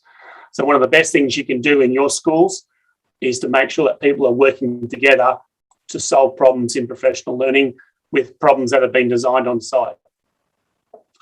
Teacher collective efficacy, when we measure it, you can see the sorts of questions we ask. How confident are you that teachers in your team can work collectively to develop or implement new curricular interventions? Work together to effectively work with parents, very important. Collaborate with other public and social agencies that are in the community. Work together to maximise your effectiveness even when facing unexpected challenges and problems. And work together to overcome various difficulties. You can find lots of references to teacher collective efficacy in that reading. There's a reading there. Also with Dr. Asia's PhD, she referred to teacher self-efficacy, which is very closely related.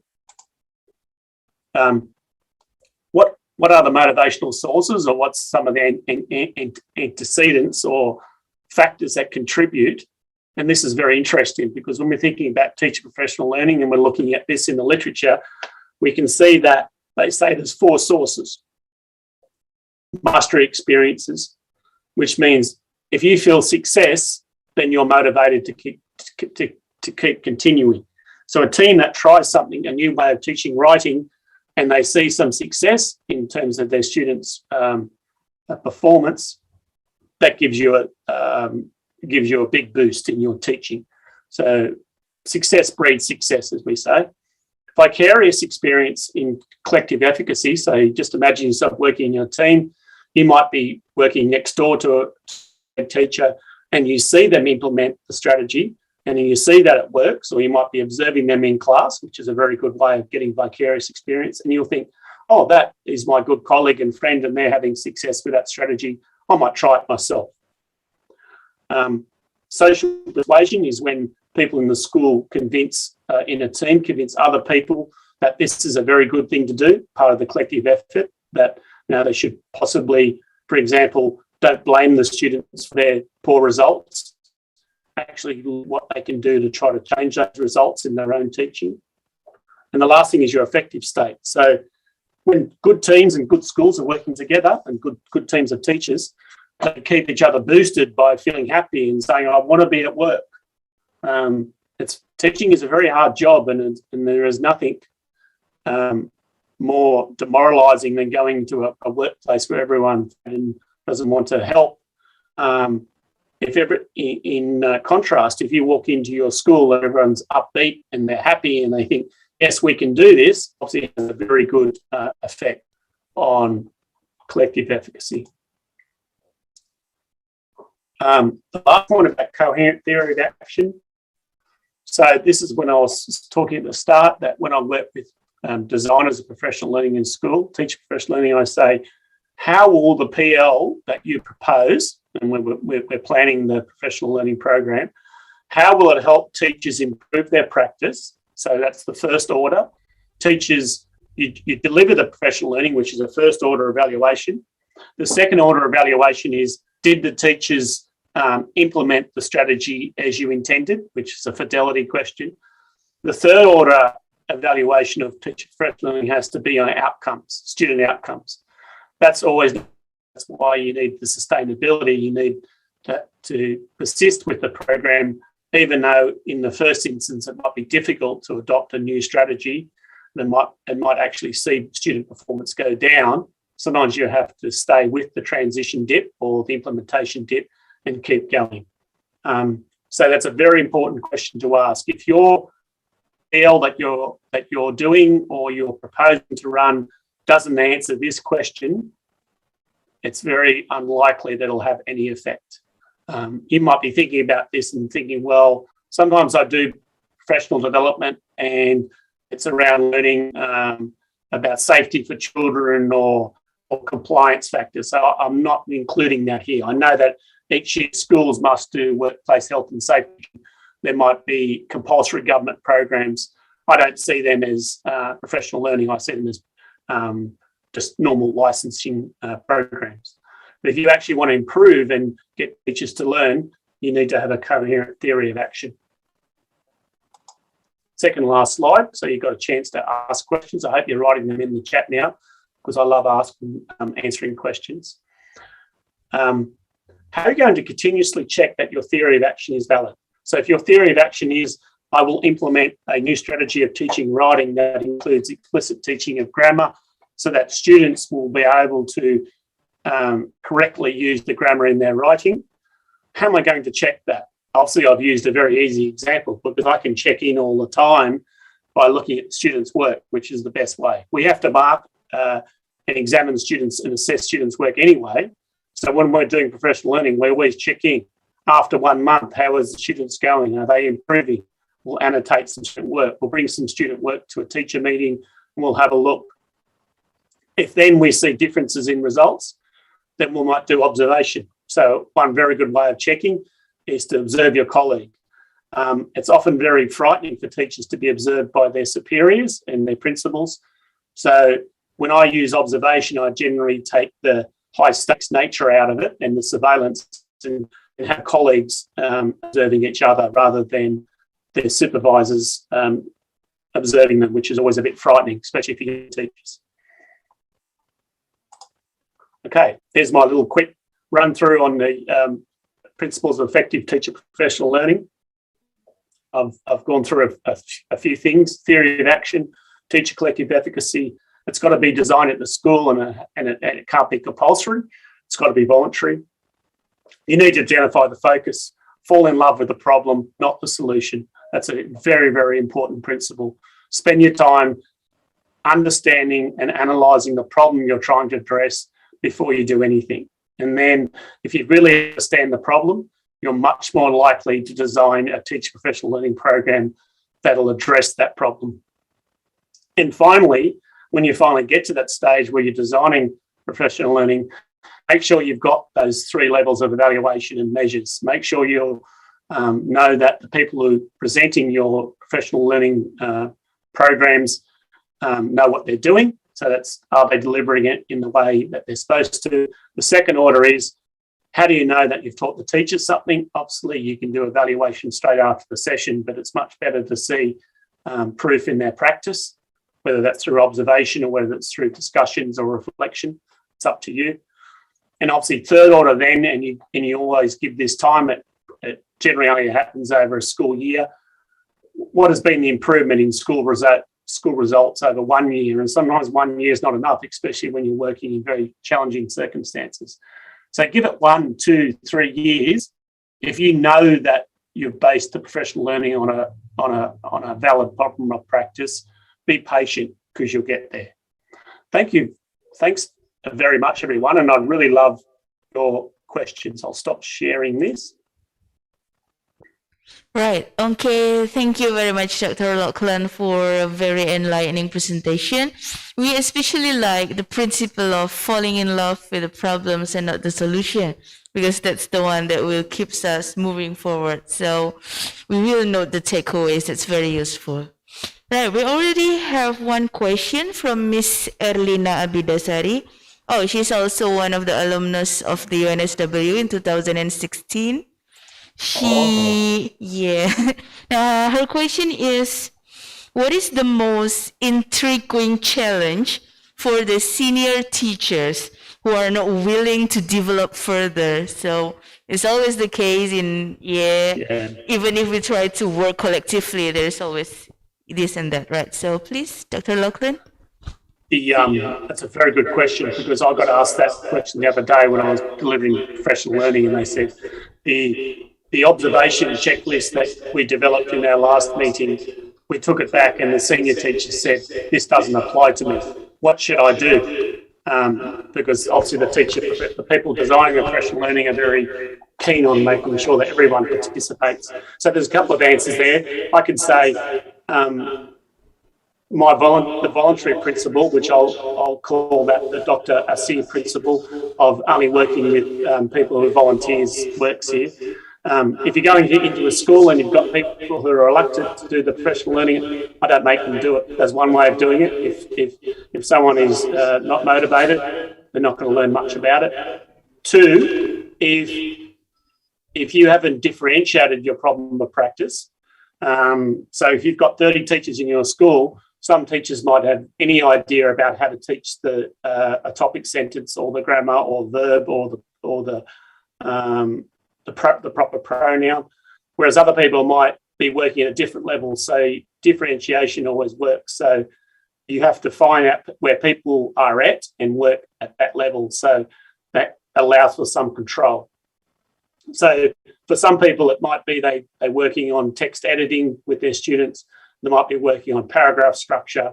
So I make sure whatever design that we've got has that room for flexibility.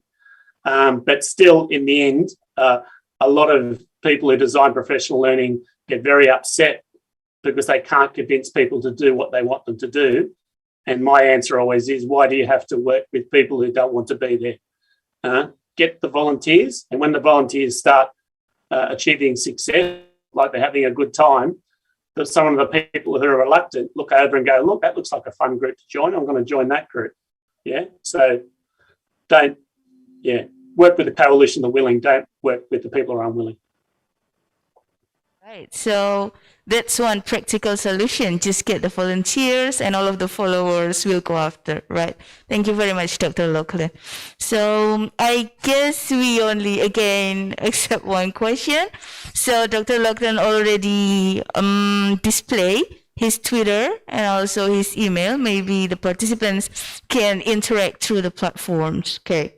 So thank you very much to all of the honorable keynote speakers and also our participants.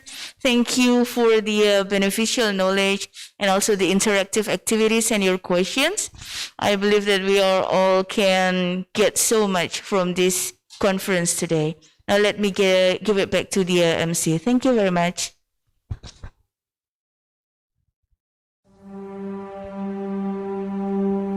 Time keeps running. We are entering a new phase in life. In the first step, everything still felt dim as it's passing through a long and endless hallway.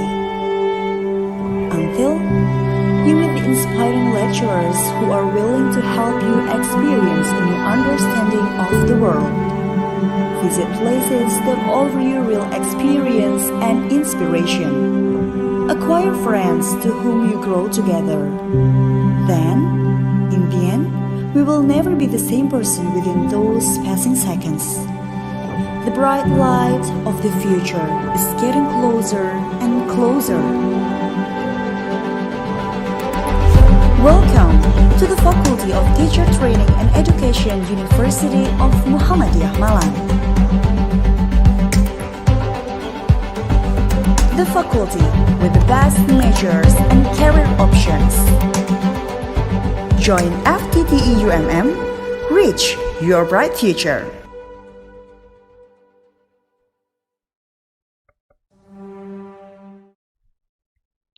Thank you, Ms. Moderator, Ms. Ria Arista Asi, PhD, for leading the first morning keynote speaker sessions, inviting Dr. Nurhaida Aman from Singapore, Professor Dr. Muhlas Samani, MPD from Indonesia, and also Associate Professor Tony Loughlin from UNSW, Australia.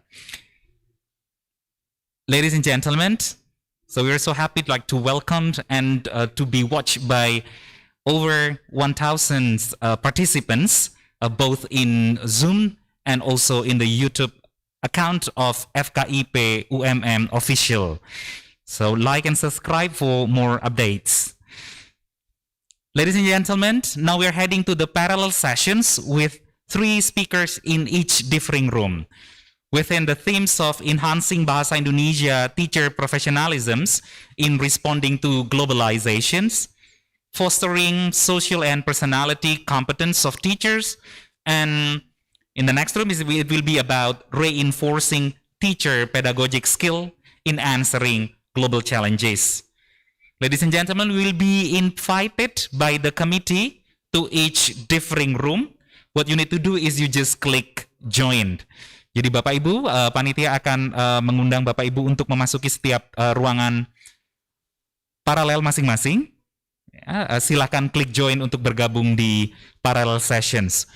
We invite Mr. and Ms. moderators to lead the coming 60-minute sessions, and we assure that you will be returned to this main room after an hour of parallel sessions. Happy joining the parallel sessions.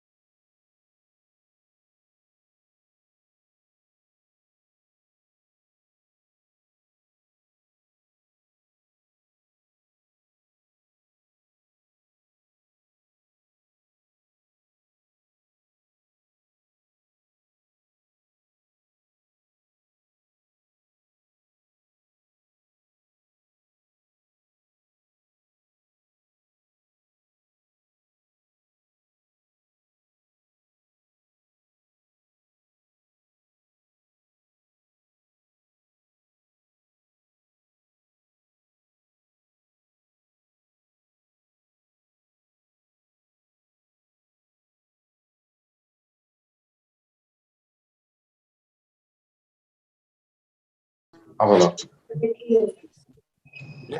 Neng sing setangane anu umumnya bahasa Inggris karo guru PGSD. Tapi lembaga kan anak sing matematika.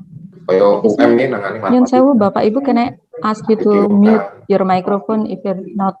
Okay, thank you. Silakan Pak Fauzan. Oke. Assalamualaikum warahmatullahi wabarakatuh.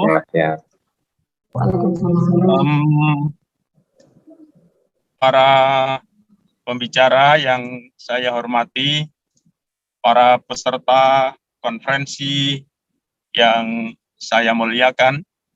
Pertama tentu saya mohon maaf tidak bisa hadir secara luring.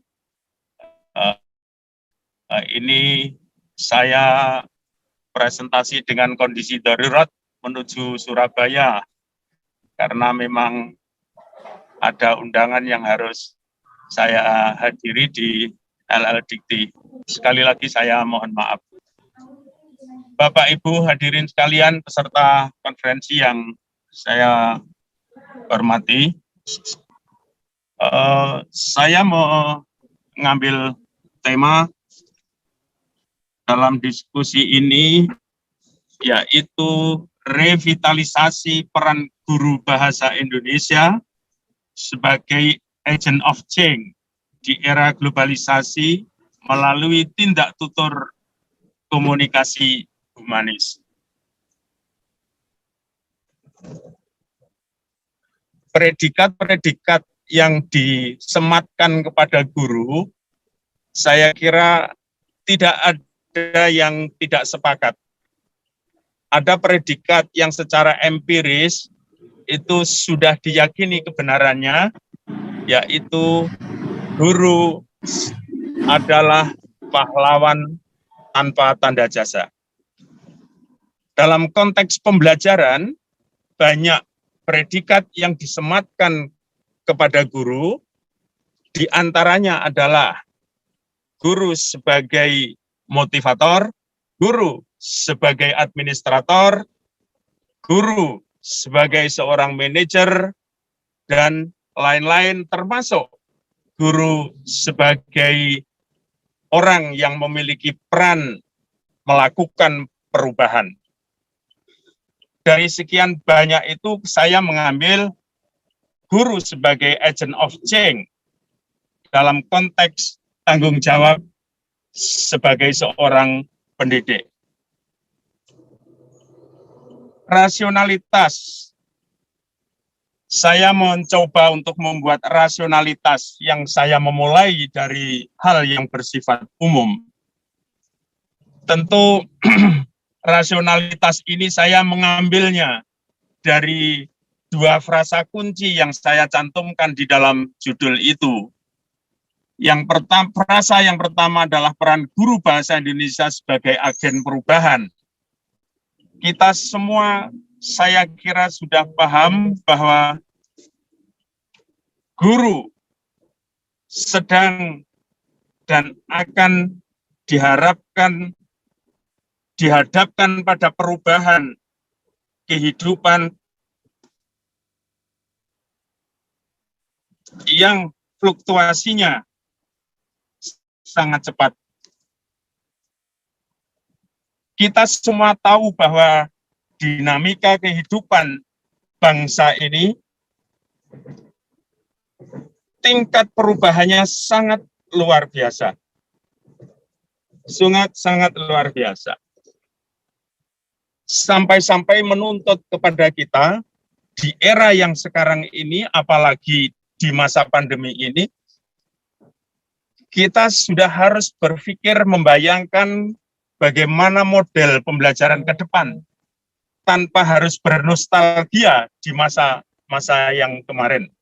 Karena memang dengan adanya COVID-19 ini semuanya telah membalik kenyataan-kenyataan yang ada, termasuk dalam dunia pendidikan.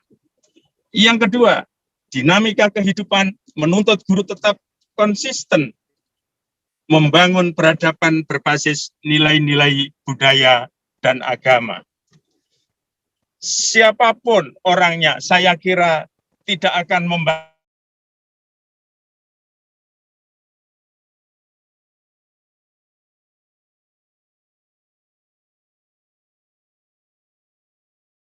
Indonesia ke depan.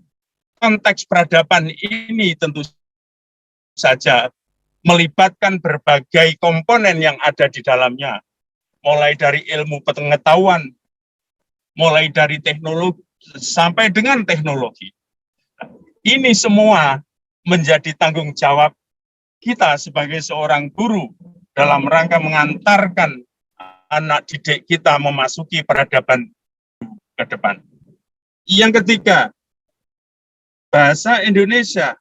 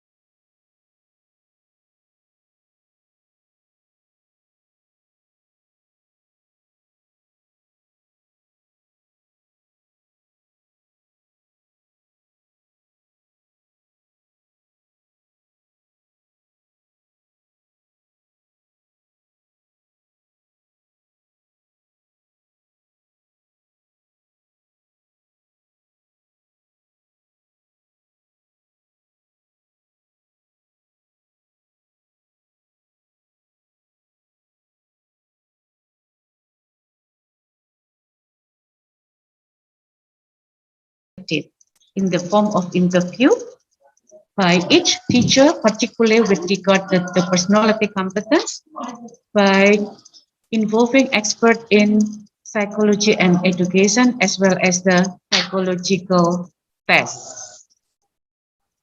The second one, another research is also underlying these studies, as stated, as found by Eti Sofia Tiningrum 2018.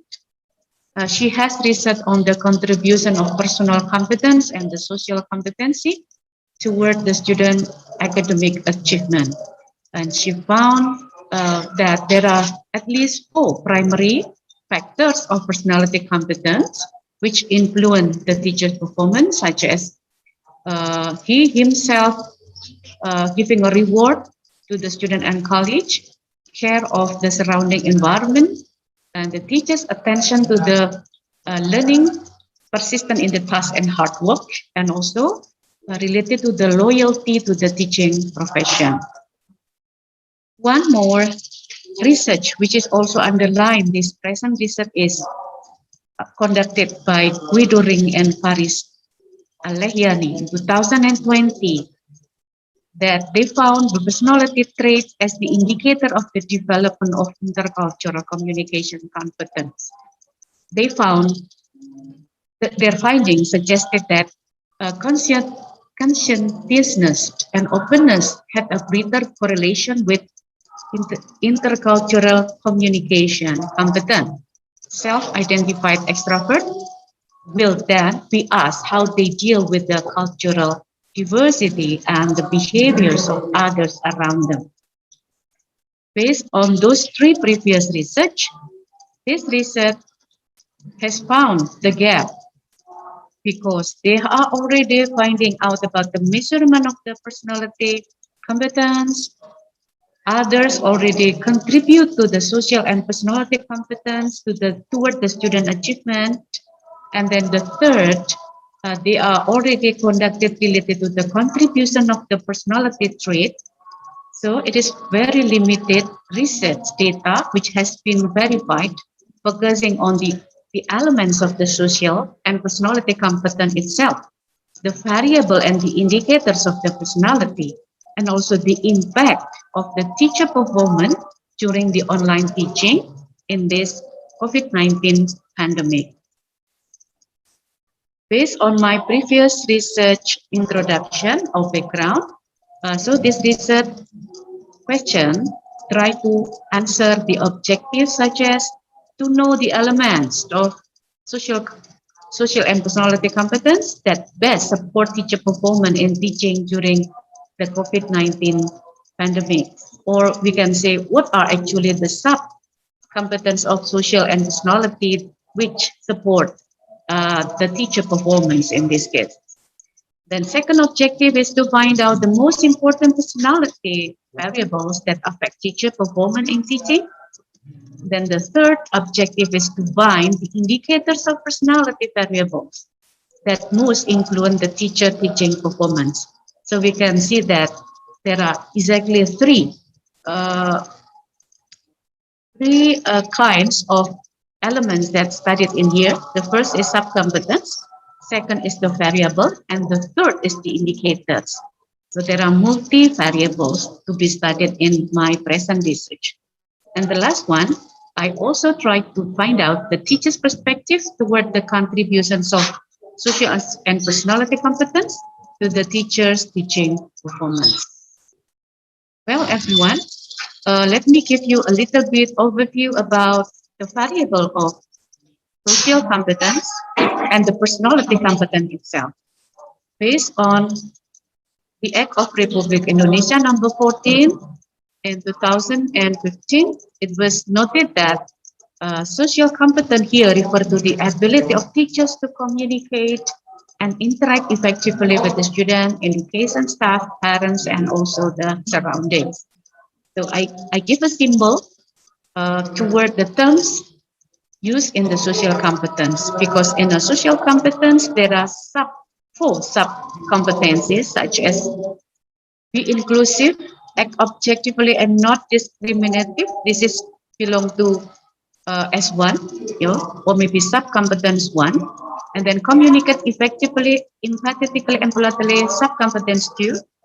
Adaptive in the workplace, sub-competence 3. And then the last one, communicate orally and in writing, sub-competence 4 from the social competence. So there are 4 sub-competencies from social competence. S1, S2, 3, and 4. In addition, related to the personality competence, because there are 2 variable X of my research, I use X1 social competence and X2 personality competence. So I also use the sub-competence of personality to be my X. What is personality competence? This is related to personal abilities that reflect a steady, stable, mature, wise, and authoritative personality. Be a role model for students and also have a noble character like K1, steady and stable, K2, mature, K3, wise, K4, dignified, and K5 have a noble character and can be a non-such. So we can see that In the social competence, there are 4 sub-competencies, and then in the personality competence, there are 5 sub-competencies. Let me try to clarify the variables of personality, which is to be the PPG performance test analysis. So I try to correlate my research between factor X and Y. X here are social and personal competence, and Y here are the element of performance test assessment related to the personality. There are 5 personality to be tested by PPG teachers as a performance on their teaching, namely charming, authoritative, firm personality, wholeheartedly genuine in soul, and the last one is samakta. Each of the variable has indicators. If I count out, totally there are 18 indicators under the assessment of teachers' teaching performance related to the personality. Then in my research, I also already codified each of the variable into the code of indicator or indicators code, such as A1234, B1234, C123, D123, and also E1234. And then there are totally 14 indicators. Here is the research method of my research. This research belongs to the mixed method because I utilize both quantitative and the qualitative research design using a survey approach. The respondent of my research, I used 165 English teachers of middle schools in the regional of Indonesian context. And then the instrument I use for my research are Likert skills questionnaire and using interview and verified the data through the focus group discussion. The data collection procedure I use using a primary data from closed questionnaire through Google Form, and then interview guide, in this case, is the structured interview toward 24 selected respondents, and then I did focus group discussion to the 3 experts of teacher professional development and 5 selected respondents. The data analysis using SMART PLS3, PLS is partial, least square 3, which was visualized by regression and composite model. The reason why I use SMART PLS3 because there are numerous or there are multi variables and multi indicators of my research. So the analysis using this model is very possible because the model of regression and composite model is also able to see the detailed data and its relationship among variable and the indicators. Ladies and gentlemen, here is my research result. Because there are 4 research problems, so maybe I'm going to make it short. From the chart here, I can explain that this analysis examines the level of significance between variables and indicators of each variables. Social competence here, the most dominant one or the most highest significant are S2. Social sub-competence of the social competence, communicate effectively, empathetically, and politely with the fellow of educators, showing 4.1 and 80. And then, what is the highest score of personality competence which influence the teacher's teaching performance during online teaching in this COVID-19 pandemic time? Here, personality is related to wise personality showing 0.182. As the information for you all, when the value is lowest, it means that it influences highest rather than the other numbers. So the lowest one is the highest influence to the teacher's teaching performance. And then the second finding, so we can find that the sub-competent which influence social competence is S2, and then in a personality competent is K3. What about in the second finding? The second finding related to what are the indicators of each variable A, B, C, D, and E, which influence most to the teacher's teaching competence. The first one, related to the charming personality, the highest significant value was teacher displays dress compatibility, which is 0.105 or A3. And then in the authoritative personality, the most highest indicator is B2. B2 is showing the highest value, and it is an important indicator that is authoritative. And then for C, we found that C3 is the highest score, and it is the assertive personality that is speaking firmly here. Oh, sorry, in B2 means that respected behavior. So in B, the authoritative personality here shown with the respective behavior, and then variable firm personality C3, and it shows speak sternly, and then the score is 0.194. And then we go to D. Here is D. D refers to the assertive personality, and the highest score of the assertive personality here is 0.251. Excuse me, 5 minutes, Ibu. Okay, thank you.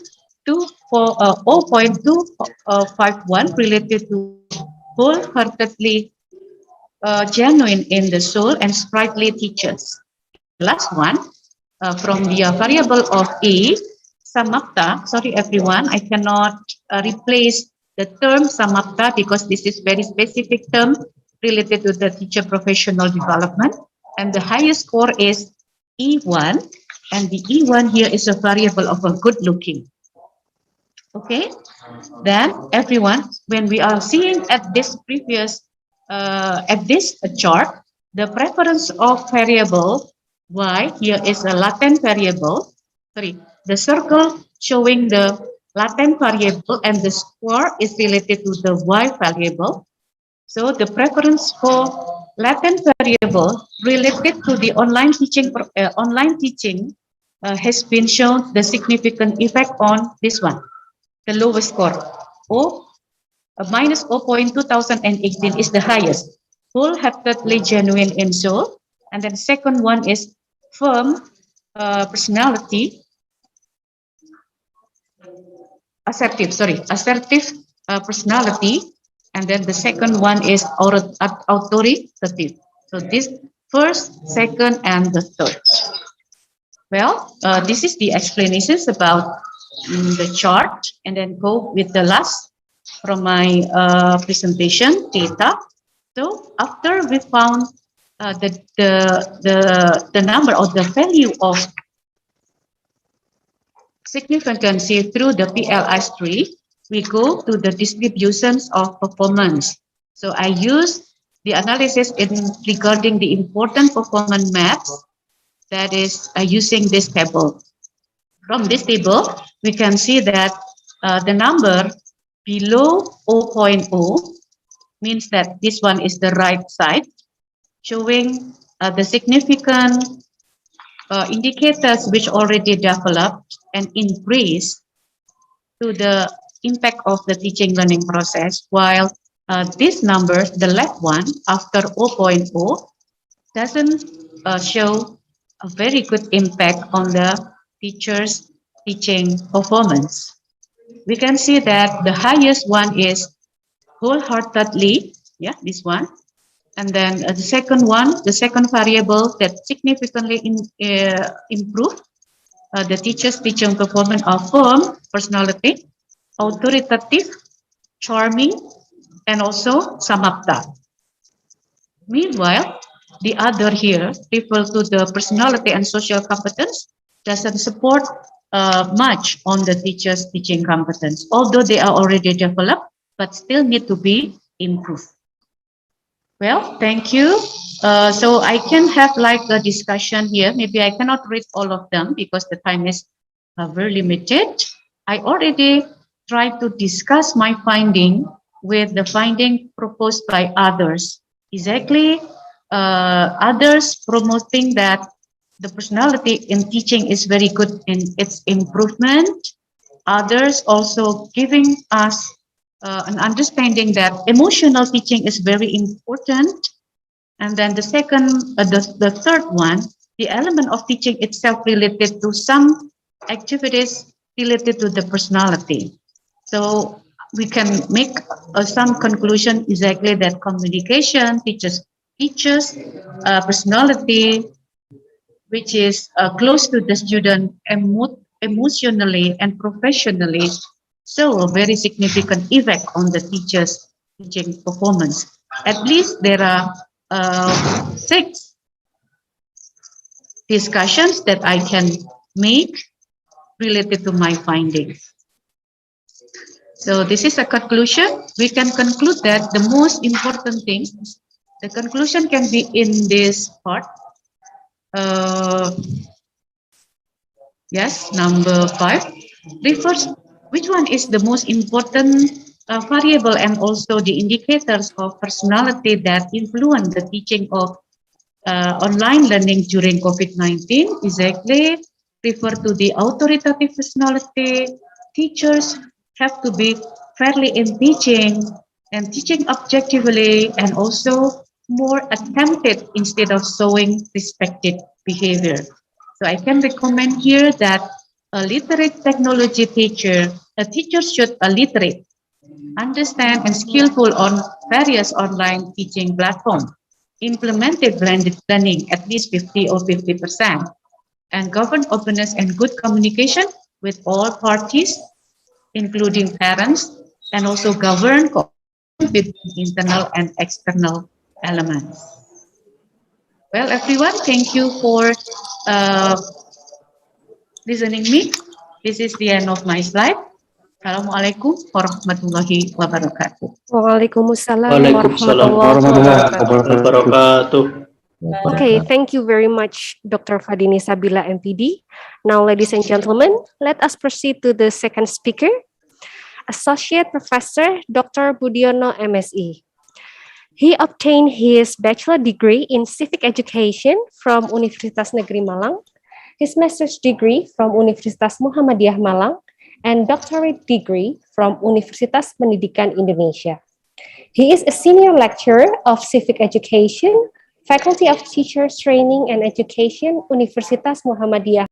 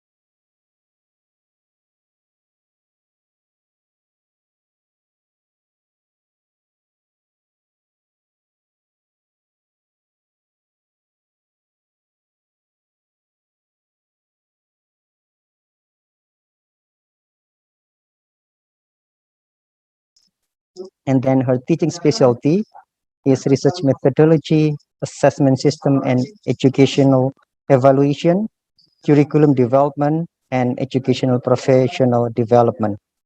And she also active to write several several articles, academic articles. The most current one is readiness of elementary school teacher education students of UMM, University of Muhammadiyah Malang, to manage the learning of children with special needs in inclusive schools. And then her second research is about second year development of excellent elementary school model in Malang City.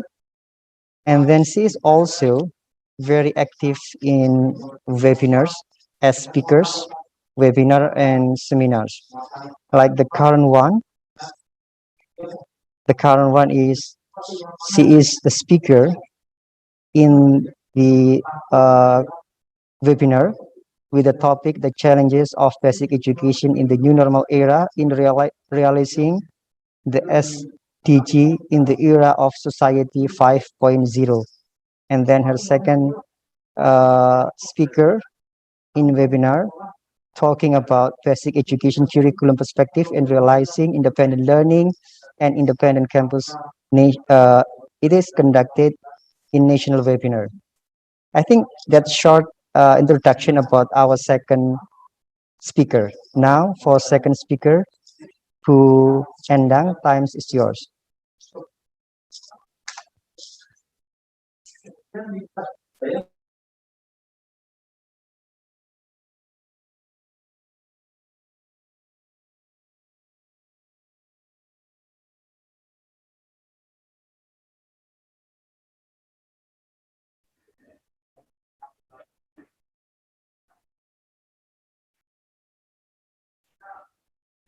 Bismillahirrahmanirrahim. Assalamualaikum warahmatullahi wabarakatuh.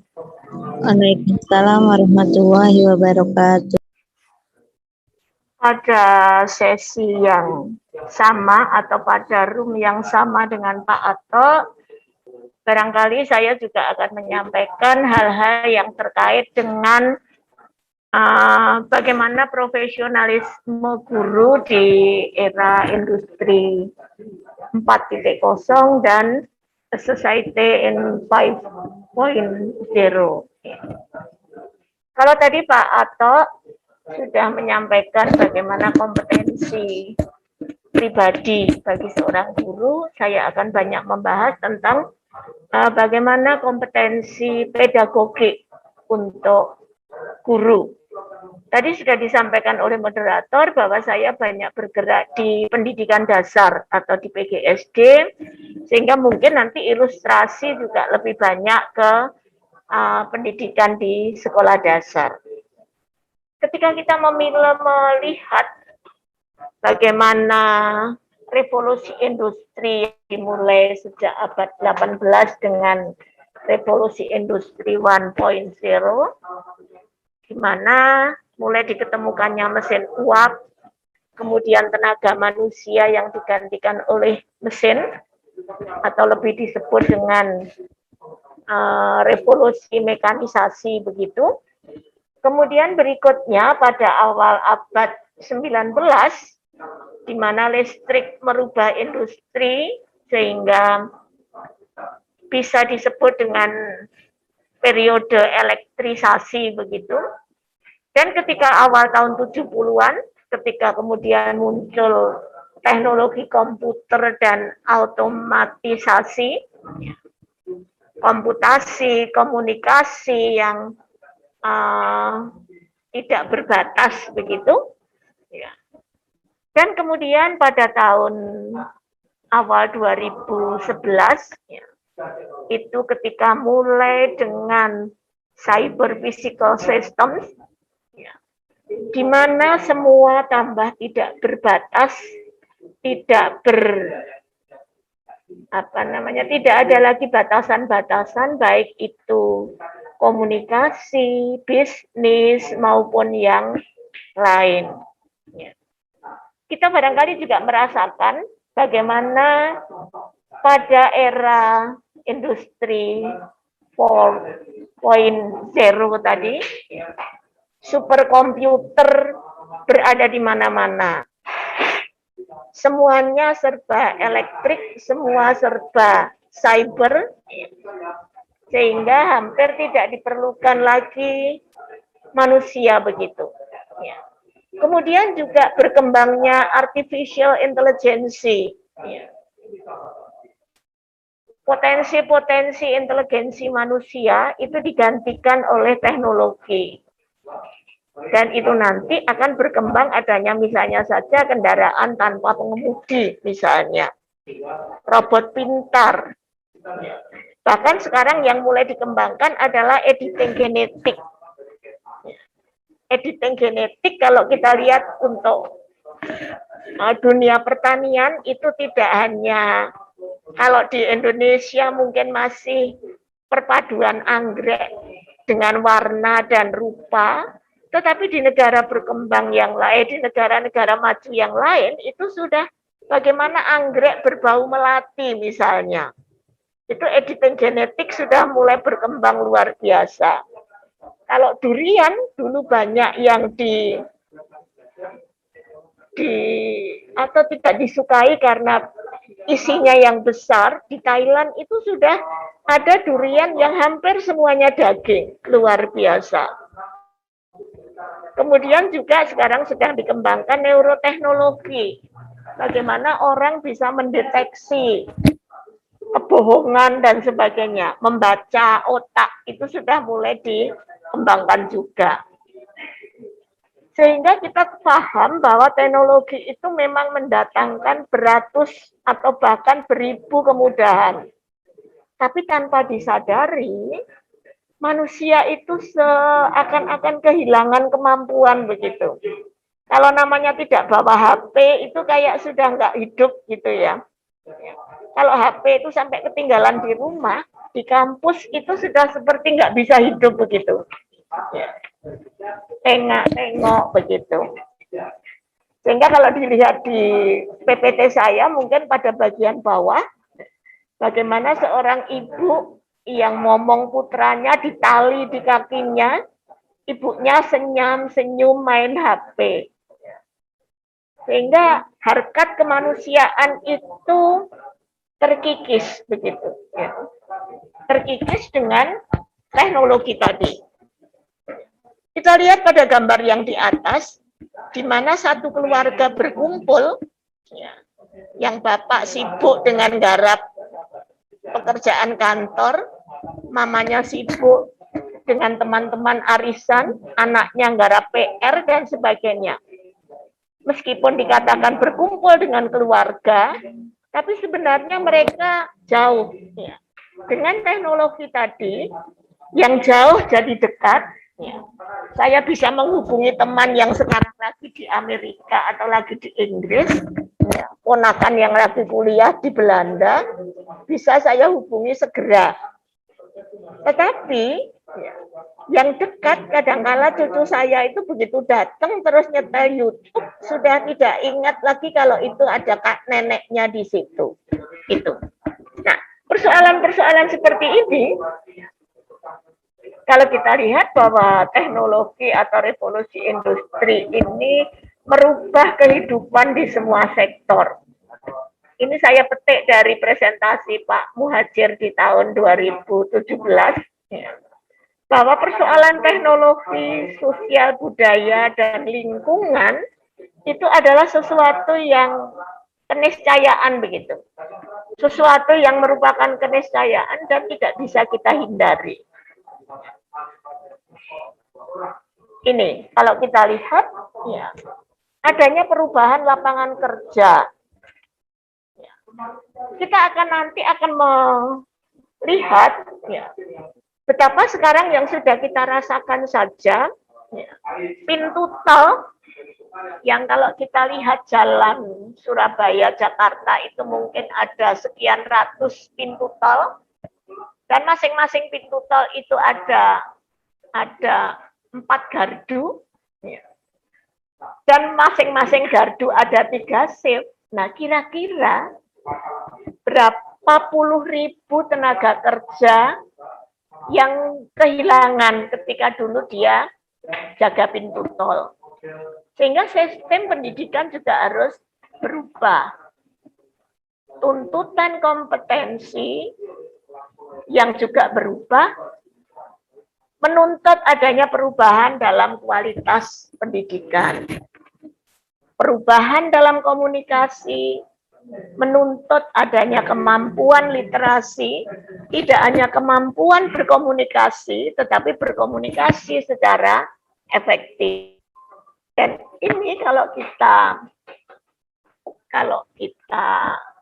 amati, bahwa sebenarnya ketika era industri 4.0 tadi kita sudah mulai ketinggalan di sana.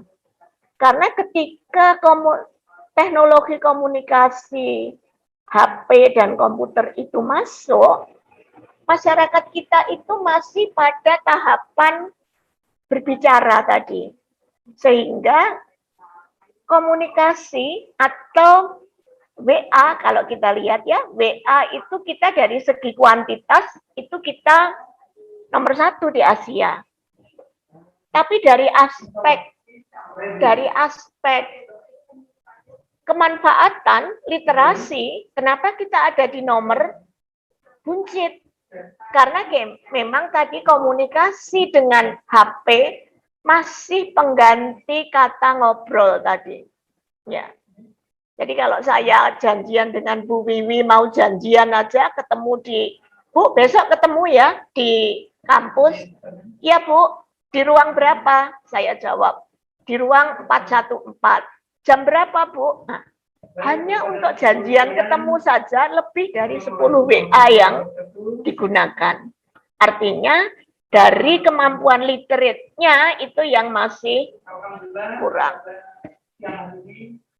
Ibu Bapak sekalian,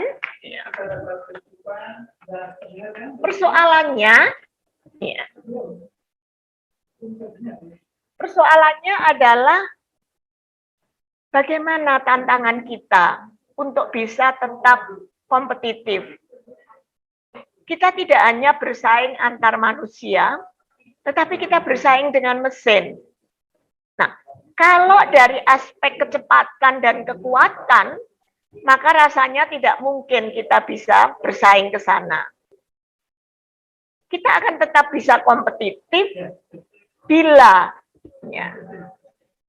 kita itu inovatif, kreatif, komunikatif, dan yang terpenting adalah humanistik. Ini adalah sifat yang tidak dimiliki oleh mesin. Dan sifat humanistik itu tadilah yang banyak berperan dalam kompetensi pedagogi guru atau teacher pedagogic skill. Adalah humanity tadi. Ini tadi sudah disinggung oleh Pak Ato bahwa komunikasi, kolaborasi, kreativitas, dan berpikir kritis 4K atau 4C ini sangat diperlukan. Dan di era society 5.0 ya, itu bagaimana memanusiakan manusia dengan teknologi. Jadi bukan manusia yang diperbudak oleh teknologi, tetapi bagaimana manusia bisa memanusiakan manusia dengan menggunakan teknologi, dengan sifat yang humanis, dan ada egalite atau kelincahan kultural itu yang sangat diperlukan. Pertanyaan besarnya, apakah peran guru tergantikan dengan teknologi tadi? Ya. Sekali lagi, apakah peran guru bisa tergantikan? Ya. Kalau dari aspek materi, kalau dari aspek teknologi, oke. Ya. Tetapi kalau kita lihat gambar di bawah, bagaimana anak yang bertengkar dengan temannya, anak yang jatuh karena kesandung batu, atau anak yang kena lempar bola temannya, Nah, apakah peran guru utamanya di sekolah dasar? Ini saya lihat banyak sekali teman-teman PPG, PGSD mungkin ya. Itu pasti peran guru atau kemampuan pedagogi guru sangat diperlukan. Ya. Karena kompetensi guru itu yang utama memang iya kemampuan menyampaikan materi pelajaran yang bisa dipahami oleh guru, murid dan atau siswanya. Ini adalah kompetensi profesional tadi. Tetapi kemampuan pedagogi, ya, bagaimana guru bisa menjadi penjaga gawang dalam mengawal dan membantu siswa menyaring pengaruh negatif dengan keteladanan dan pembiasaan, tadi sudah disinggung oleh Pak Ato, karena memang pada dasarnya kompetensi pribadi maupun kompetensi pedagogi ini bukan hal yang terpisah secara diskret. Keempatnya atau paling tidak keduanya itu berinterseksi sangat besar begitu. Ya. Keteladanan merupakan kunci dari kompetensi pribadi. Tetapi dalam kompetensi pedagogi menjaga gawang untuk pengaruh-pengaruh negatif itu pun diperlukan pembiasaan dan keteladanan. Kemudian bagaimana berkomunikasi, bertukar pikiran sesuai dengan aturan yang ada. Kadang-kala kita juga melihat ada teman-teman kita yang sudah dewasa pun itu susah sekali menjadi pendengar yang baik. Kalau ada temannya cerita bahwa anakku kemarin, oh iya, anakku juga, nah, sudah lebih tinggi ceritanya dari apa yang diceritakan oleh yang lain tadi. Jadi menjadi pendengar yang baik itu juga perlu diajarkan dalam kompetensi pedagogi tadi. Yang tidak kalah pentingnya adalah kemampuan mengidentifikasi dan mengoptimalkan potensi siswa. Harus ada kesadaran bahwa semua anak punya potensi. Hanya saja mungkin potensinya itu tidak sama dengan pembelajaran yang dilakukan di sekolah, dengan model yang dilakukan oleh guru. Ini luar biasa manfaatnya. Tadi Pak Ato sudah menyinggung bahwa anak-anak ekstrovert yang kemudian berpotensi tinggi, ini kalau guru mengajar, memberikan pekerjaan itu 10 soal, 10 menit, ya, anak yang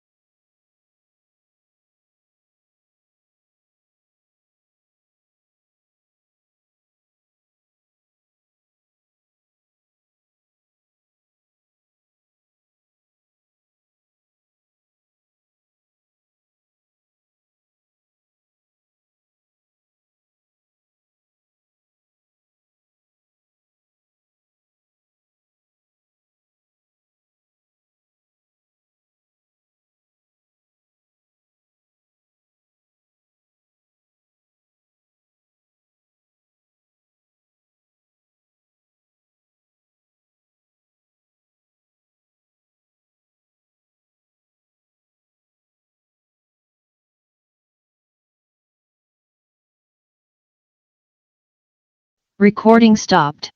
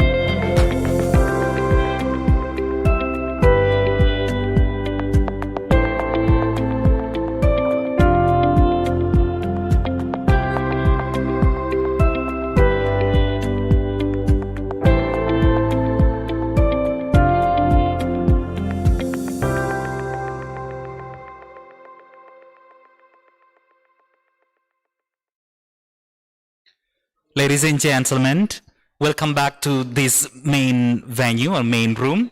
We would like to start by sending our humblest apology to some of the participants for not being able to be admitted into breakout rooms due to some technical problems, but we assure that the videos of all presenters will be available on our YouTube channel, FKIP UMM Official. And ladies and gentlemen, we are now ready to have our last sessions. That is the noon keynote speech from Spain, Europe. Professor Dr. Ana Belén Mansilla Perez from Universidad de Murcia, Spain, with the theme of global inspirations of teacher professional development in Spain and Europe in general. We invite the moderator, Ms. Erlina Abidasari, MA-MED, to lead the session.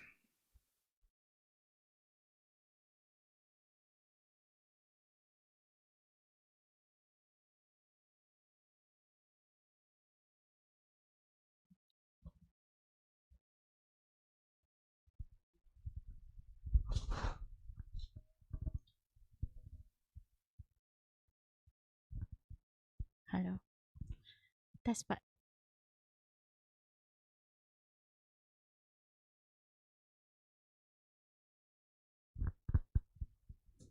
Good afternoon, dear participants. Welcome back to the second and also last plenary sessions in this International Conference on Education, Teacher Training and Professional Education and Development, proudly presented by the University of Muhammadiyah Malang. I am Erlina as the moderator from English Language Education Department. Would like to introduce our excellent speaker today, Associate Professor Ana Mansilla Perez from the University of Murcia, Spain. She is a senior lecturer and also specialized at German language, philology, literature, and also music. Her current studies cover cognitive, corpus, and also applied linguistics. She is also active in book writing, especially in idiomatic Dutch and Spanish dictionary, and also translation studies. And in this lovely afternoon, she is going to share her insight on teacher professional development in Spain context for foreign language teachers. So without wasting time, let us invite Ms. Anna to present to the audience for not more than 20 minutes. So the screen is yours.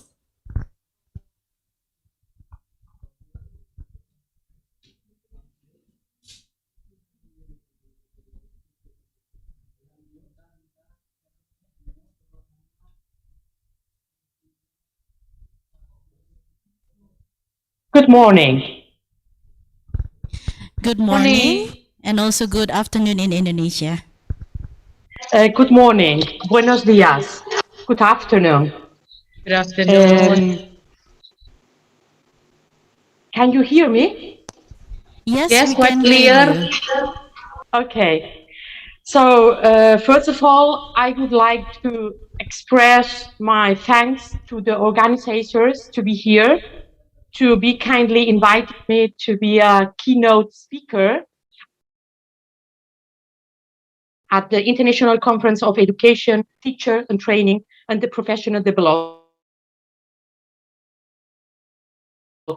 I am very pleased and I would like to thank Professor Puji Sumarsono. He has personally invited me to be here now. And for me, it's a pleasure, a great honor with you, my experiences, my thoughts about teacher professional development. I'm going to share with you my presentation.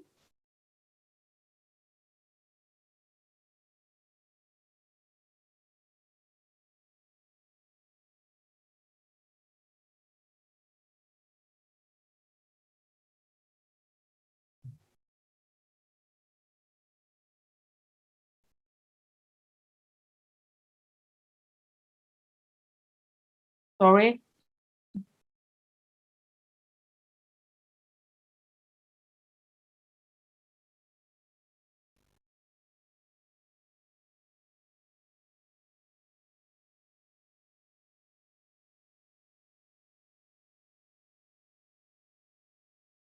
Okay.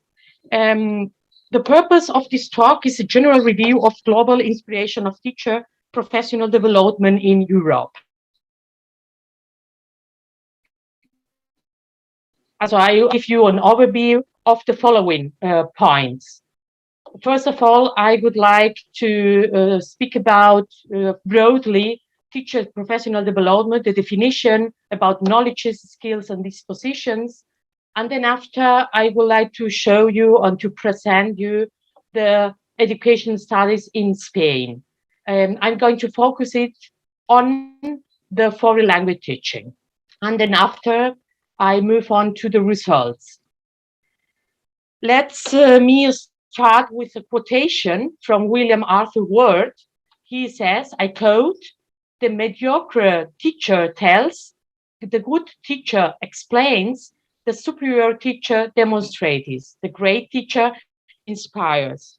To guarantee success as a teacher, you have to inspire, you have to motivate students. It's not enough simply to be able to speak perfectly a language. There are multiple of factors who play a very important role in the teaching development, professional. So professional development is defined as activities that develop an individual's skills, knowledge, expertise, and other characteristics as a teacher. It is a recurring theme in language teaching circles and concerns two education policies, reform the teachers' education system and the curriculum system in many countries. This illustration is divided in 3 sections. I just want to focus on the knowledge, on the skills, and on the dispositions. Let's start with the knowledges. Teachers need a variety of professional development knowledges belonging to the curricular knowledge, cultural knowledge, contextual aspect of educational policy, use of inclusion and diversity.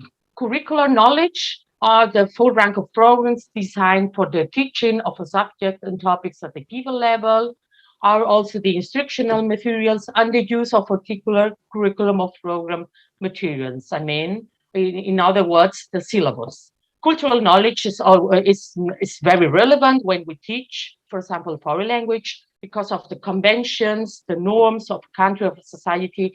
We have to be aware about cultural differences. We have to entry, to go into another culture, to get in touch with another culture. Interpersonal relations, a collective identity, attitudes and abilities are very crucial. And issues of inclusion are directed to students with disabilities, for instance, intellectual, physical, or sensory disabilities, monitoring through a tutor, contact with families, peace education, and solidarity. In this slide, I would like to show you the service in our university in Murcia in Spain, where I teach German. There is a service of attention to diversity and volunteering, and are divided into main areas: the attention to diversity area response to the concreteness of students with disabilities, and the volunteering area is coordinated or coordinates the participation of students of the university, and it has agreement with different associations, around 100 in our region, and 20 municipal councils. Teachers also need a variety of skills, tools, to be an effective teacher. They need monitoring, adapting, and assessing teaching, learning, objective and process. They need social and emotional skills. They need to use all the materials and technology. They need internal and external assessment. Recording or referring to monitoring, adapting, and assessment, teaching and learning, objectives and processes, involves students in the learning process and how to improve. Clarifying, sharing, and understanding learning intentions. It's also important for the evaluation teacher performance. Also, the emotional key skills like showing understanding and empathy for others, forming positive relationships, working in teams. Recording in progress. Making ethical, constructive choices about personal and social behavior. We have to choose also teaching materials, of course. It's logical, using materials for developing the 4 skills of language, or nowadays is very frequently to use when we incorporate learning concepts such as game-based learning, Kahoot, or flipped learning, or mobile learning. For example, for instance, in my lessons, since I am teaching German language at our university, I use often the smartphones with WhatsApp messages in order to send within a group different messages to develop, for example, the writing skills. In Spain, I would like to highlight the following agency, national agency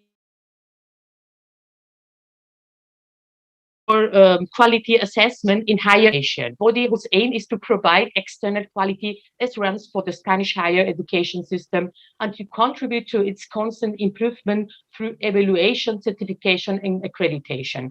In our context where I teach, it's we we need this service, this agency for programs for doctoral studies, always related to assessment processes, for academic staff, for non-civil servant on civil servant, and for institutional level approach. For instance, if we want to be promoted in Spain, we within universities we need to apply within the ANECA. So in the ANECA, as in this national agency, we need to apply and to send our curriculum in order to be promoted, for example, as an associate lecturer or professor. Also, I just want to show you the following in the following slide. The results report is just an example of surveys of student satisfaction with the teaching activity of the faculty. It's an example of mine 2 years ago in the academic year, 2 years ago. And here it measures this report, this survey, the quality of the teacher. For example, I just want to pick up some questions. There are 12 items, and there offers 5 different choose from 1 to 5, from not disagree, as a completely disagree, to completely agree. For example, does the professor complies with the syllabus? Could be an item. Has the professor full control of the class activities, or are technologies useful and helpful for the class, etc. There are 3 types of assessment in our Spanish, on our European ICTS, also European Credit System Transfer. We have a form of pre-assessment that allows the teacher to determine students' individual strengths, weaknesses, knowledge and skills prior to instruction. The formative one, it's like progress and academic progress during a lesson unit, of course. And the summative is normally the final exam. I wanted to demonstrate here through 2 examples how do I deal in a German lesson in order to introduce my students in the German culture. That is a rock singer, a very famous rock singer, Udo Lindenberg. And the song was a humorous request directed at his German authorities for permission to perform in the German Democratic Republic. It's just to demonstrate, to illustrate how, the Germany or the German culture before the Berlin Wall went down. It's another example is through literature. We can choose literature, poems or prose, also different tales or different fragments from German literature, from English literature, from work literature, in order to achieve grammar contents. For example, that is a poem or a poem from Johann Wolfgang von Goethe. And in order to achieve the conditional sentences, they can work with these examples. And the last one is the disposition, has to do with the willingness. It's in other words, the epistemological awareness has to do or refers to acquiring and accumulating our own experiences on the epistemology, on practice, on teaching, or practice in teaching, what we know, what is the nature of knowledge, what do people know, also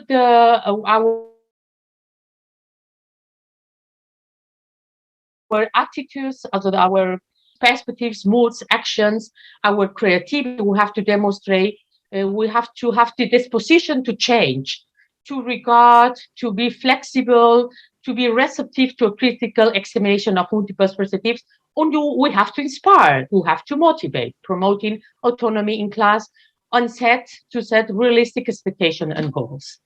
We at our university in Murcia, we have a training service and professional development on the following, also the areas during the year. the teachers have the opportunity to be part of those courses.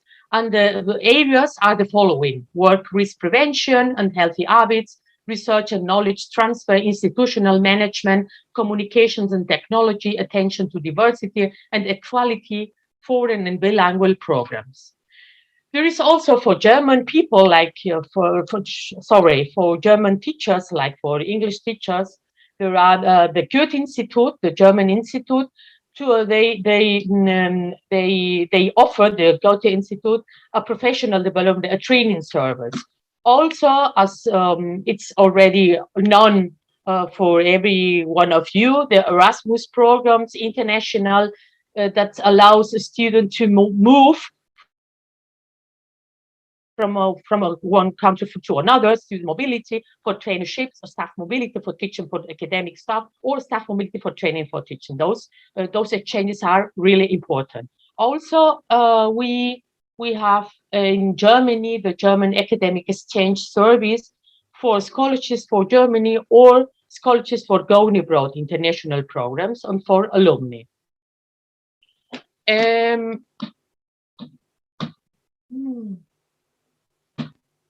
So let's move to the third topic: bachelor's and master's degrees in studies in Spain. In Spain, the education is compulsory for all children and young people between the ages of 6 to 16 years. This is the compulsory stage, and the primary education. The primary education, it's last 6 year academic years, between 6 and 12 years old, and the secondary education lasts 4 years for students aged from 12 to 16 years old. It lasts for academic years. The bachelor's is after the compulsory stage. It's not obligatory, it's optional. Students have two ways. They can go to the bachelorate from 16 to 18 years old, or they can choose the basic vocational training. It lasts also 2 years. So that's the education theme. That is the diagram. Kindergarten from 1 to 3 years, preschooler, infantile from 3 to 6 years, the primary and the ESO, that's compulsory, and then after they have bachillerato or basic vocational training, and then after the university. We have in Spain, we have the bachelor degree, the master degree, and the doctorate. By the degree, they lead to the obtaining of the bachelor certificate, and they consist 3 credits, obtaining at least. And the planned duration is 4 years. Then after the master, they lead to the obtaining of a university master degree and comprise between 60 and 120 credits. I just want to point out by the degree that in the degrees in architecture medicine and veterinary medicine, the bachelor degree lasts 5 years. And then after, the doctorate is optional. Well, in our education faculty in Murcia, in Spain, we offer 6 different degrees. A degree in early childhood education, degree in primary education, degree in social education pedagogy, degree, and we have also we offer also 2 double degrees in early childhood, in primary school, primary education. The bachelor degrees in Spain in education, they last in the 4th year, have to choose a mention, a concentration. We have 8 different mentions: music teacher, mención en educación física, PA teacher, teacher for foreign languages in French, teacher for foreign languages in English, special education needs, teachers, learning disabilities teacher in intercultural education, teacher in autism and language problems, or teacher for educational resources for free time activities at school. So to become a teacher in Spain, it's obligatory, it's a duty to pass a degree, a bachelor degree. Then after 1 year, it's a must to study a master degree in secondary education, compulsory education. And then after a public, they have to pass a public exam. The public exam, it's called in Spain, oposiciones. Oposiciones is an exam or pre-established themes that must be memorized and recited in front of a jury. On those exams or public exams, take part every 2 years in Spain, in every community, in every region in Spain. On the opposition, this public exam, you can do this public exam to become a teacher, to become a civil servant, but to have an employment as a teacher, not only, but to have a job as a nurse. Also, those oppositions are a must, also are obligatory to be to have a job for the rest of your life in Spain. That is how to become a teacher. And the master degrees in compulsory secondary education, and it lasts 1 year, and it contains 60 ICTS, 60 credits. 42 of them are optional subjects they have to choose. Then after they have a practicum, our students in a higher school supervise, tutor, the 12 credits, and then after the master degree final project. In close relationship with the Master of Secondary Compulsory Education is the Master of Theoretical Linguistic and Applied Linguistic, where I teach German language and phraseology, and this lasts also 1 year and contains 60 credits. In our faculty where I teach, I am teaching, or I am part of the translation and interpreting department, where we have different degrees in French studies, in English studies, in classics, also in Greek and Latin language, in Spanish and literature language, and in translation and interpretation. That is some illustrations, some pictures from our university, the main building, the library, and then I move on to the results. Professional development varies across countries, is a crucial pillar, and associated with professional development are student-oriented teaching practices and enhanced activities. Innovation and inspiration are two crucial points to improve our professional development as a teacher. Varied and well-documented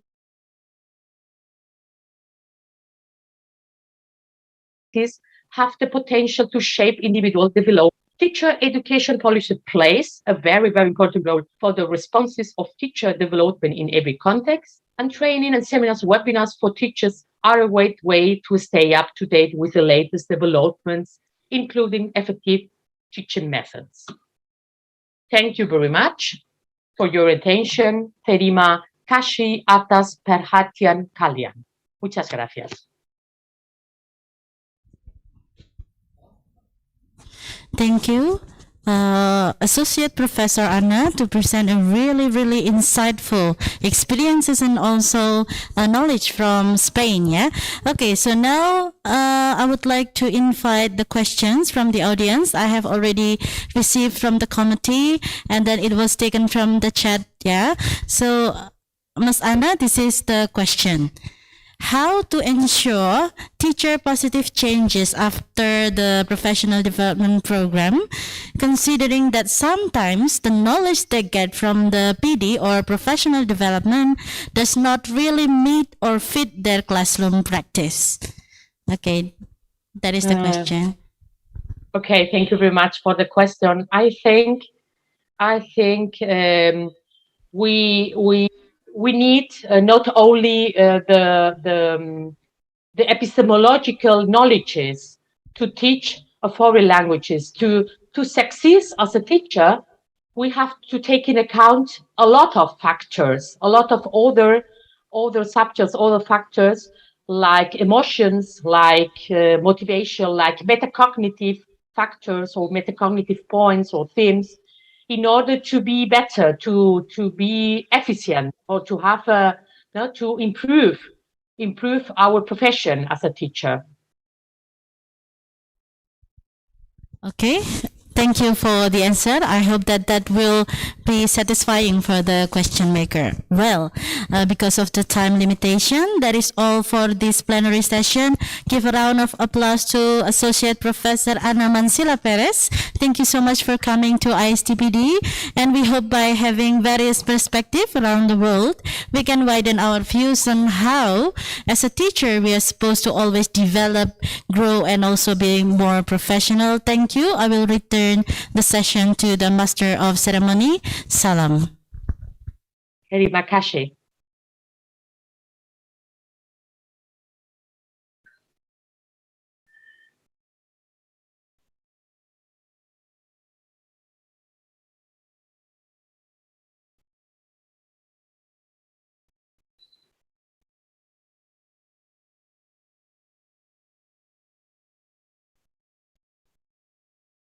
Ladies and gentlemen, this is the end of the International Conference on Education, Teacher Training and Professional Development ICE-TPD 2021 at University of Muhammadiyah Malang, hosted by the Faculty of Teacher Training and Education. Let's wish Hamdalah together. Alhamdulillahirabbil alamin. The complete videos of our conference and videos of presentation from all participants will be accessible via the YouTube account of FKIP-UMM official by coming week. You will be kept notified for that matters. And don't forget to like and subscribe our YouTube channel, FKIP-UMM official. As for the certificates of your attendance, it will be sent automatically to your email once you are finishing registering through the attendance list link. And for the proceeding, for those who are planning to publish the work or the paper or the manuscripts, the proceeding will be ready for the issue on coming December 2021, and you will be kept notified about some of the key dates related to our publications.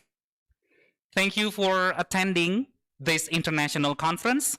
I'm sure this is not the end, but the beginning of our coming events. So we still like welcome and invite all of you to join our next year events.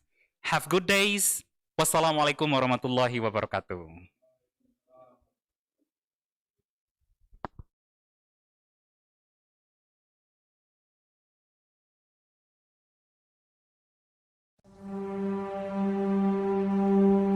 Time keeps running. We are entering a new phase in life. In the first step, everything still felt dim as it's passing through a long and endless hallway. Until you meet the inspiring lecturers who are willing to help you experience a new understanding of the world.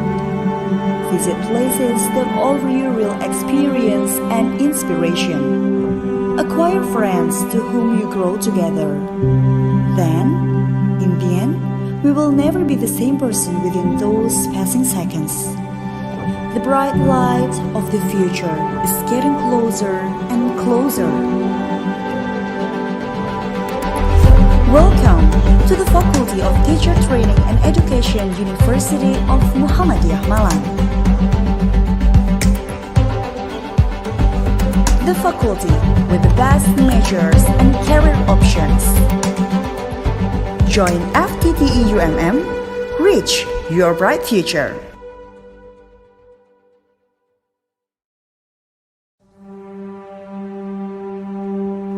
Time keeps running. We are entering a new phase in life. In the first step, everything still felt dimmed as he's passing through a long and endless hallway. Until you meet the inspiring lecturers who are willing to help you experience a new understanding of the world. Visit places that offer you real experience and inspiration. Acquire friends to whom you grow together. Then, in the end, we will never be the same person within those passing seconds. The bright light of the future is getting closer and closer. Welcome to the Faculty of Teacher Training and Education, University of Muhammadiyah Malang. The faculty with the best majors and career options. Join FTTE UMM, reach your bright future.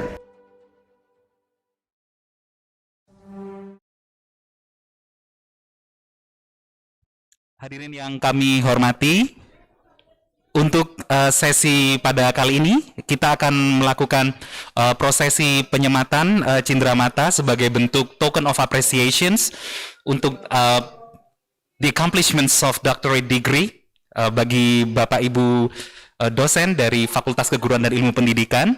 Kami undang untuk hadir bersama saya di depan sini Bapak Dekan FKIP beserta jajaran Wakil Dekan Fakultas Keguruan dan Ilmu Pendidikan Universitas Muhammadiyah Malang.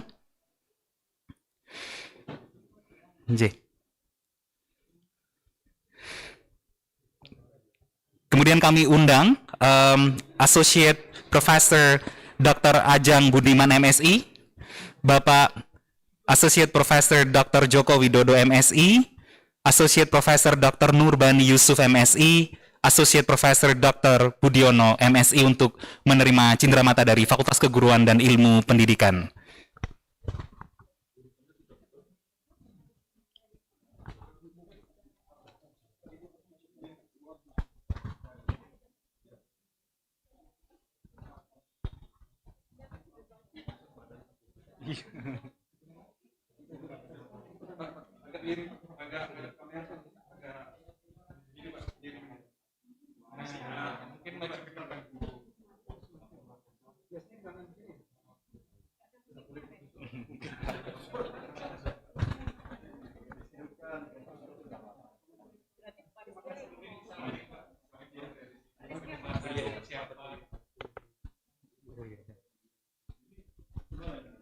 Ya, selamat kami ucapkan kepada Bapak Associate Professor Dr. Ajang Budiman dengan keahlian bidang linguistik dan pembelajaran bahasa Indonesia.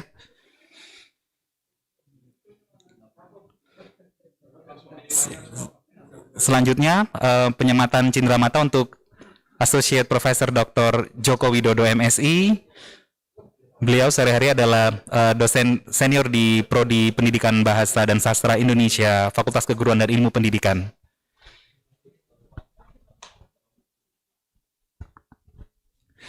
Ya. Cindramata selanjutnya untuk Bapak Associate Professor Dr. Nurbani Yusuf MSI. Beliau adalah Senior Lecturer, Senior Faculty Member di Prodi Pendidikan Pancasila dan Kewarganegaraan Fakultas Keguruan dan Ilmu Pendidikan Universitas Muhammadiyah Malang. Selamat untuk pencapaiannya, Bapak. Selanjutnya, penyerahan cindramata kepada Associate Professor Dr. Budiono MSI. Beliau juga Senior Lecturer, Senior Faculty Member di jurusan Pendidikan Pancasila dan Kewarganegaraan Fakultas Keguruan dan Ilmu Pendidikan Universitas Muhammadiyah Malang. Kita lakukan foto bersama dulu, Bapak. Bisa dibuka sebentar ke sini.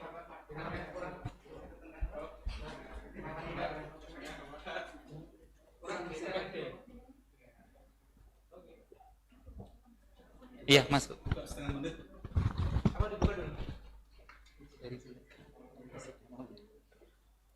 Maskernya dibuka. Masker dibuka sedikit. Maskernya dibuka. Sudah belum ini? Iya. Sudah diambil? Kalau nilainya langsung itu Pak? Langsung ya? Oke. Terima kasih kepada Bapak Associate Profesor Dr. Ajeng Budiman, Bapak Dr. Joko Widodo, Bapak Dr. Nurbani Yusuf, dan Bapak Dr. Budiono bisa meninggalkan stage. Kami mohon untuk Bapak Dekan dan Dekanat dari Fakultas Keguruan Berpendidikan untuk tetap berada di stage.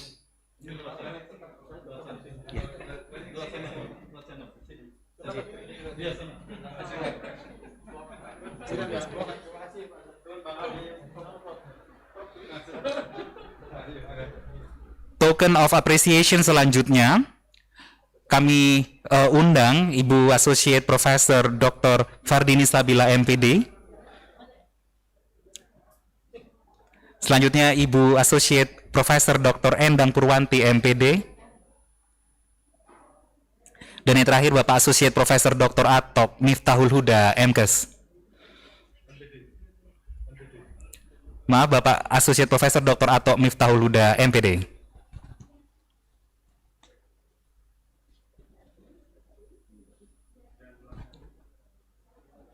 Penyematan cindera mata yang pertama kami serahkan dari Fakultas Keguruan dan Ilmu Pendidikan, diwakili oleh Bapak Dekan, kepada Ibu Associate Professor Dr. Fardini Sabila MPD.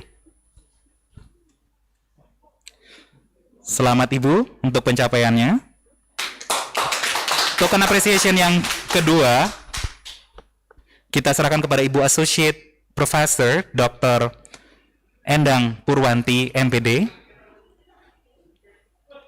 Beliau adalah dosen senior di Prodi PGSD, Fakultas Keguruan dan Ilmu Pendidikan.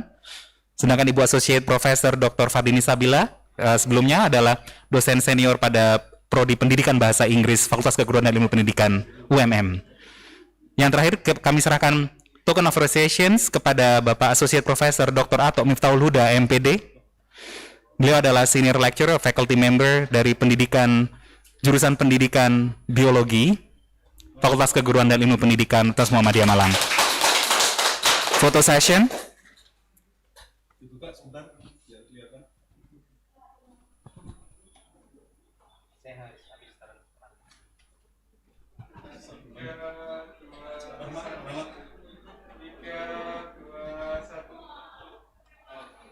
Alhamdulillahirrabbilalamin. Selamat kepada para dosen Fakultas Keguruan dan Ilmu Pendidikan atas kontribusinya dan menjadi pembicara pada keynote speech dan parallel sessions. Kami persilakan Bapak Dekan beserta jajaran dekanat dan Bapak Ibu dosen FKIP untuk meninggalkan layar.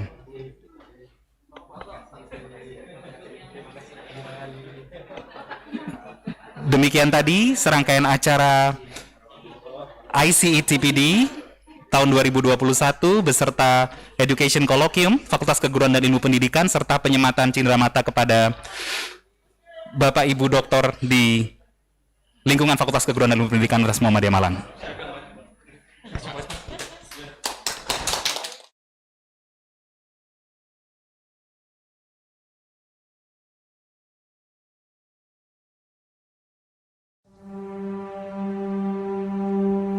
Time keeps running. We are entering a new phase in life. In the first step, everything still felt dim as it's passing through a long and endless hallway. Until you meet the inspiring lecturers who are willing to help you experience a new understanding of the world. Visit places that offer you real experience and inspiration. Acquire friends to whom you grow together. Then, in the end, we will never be the same person within those passing seconds. The bright light of the future is getting closer and closer. Welcome to the Faculty of Teacher Training and Education, University of Muhammadiyah Malang. The faculty with the best majors and career options. Join FTTE UMM, reach your bright future.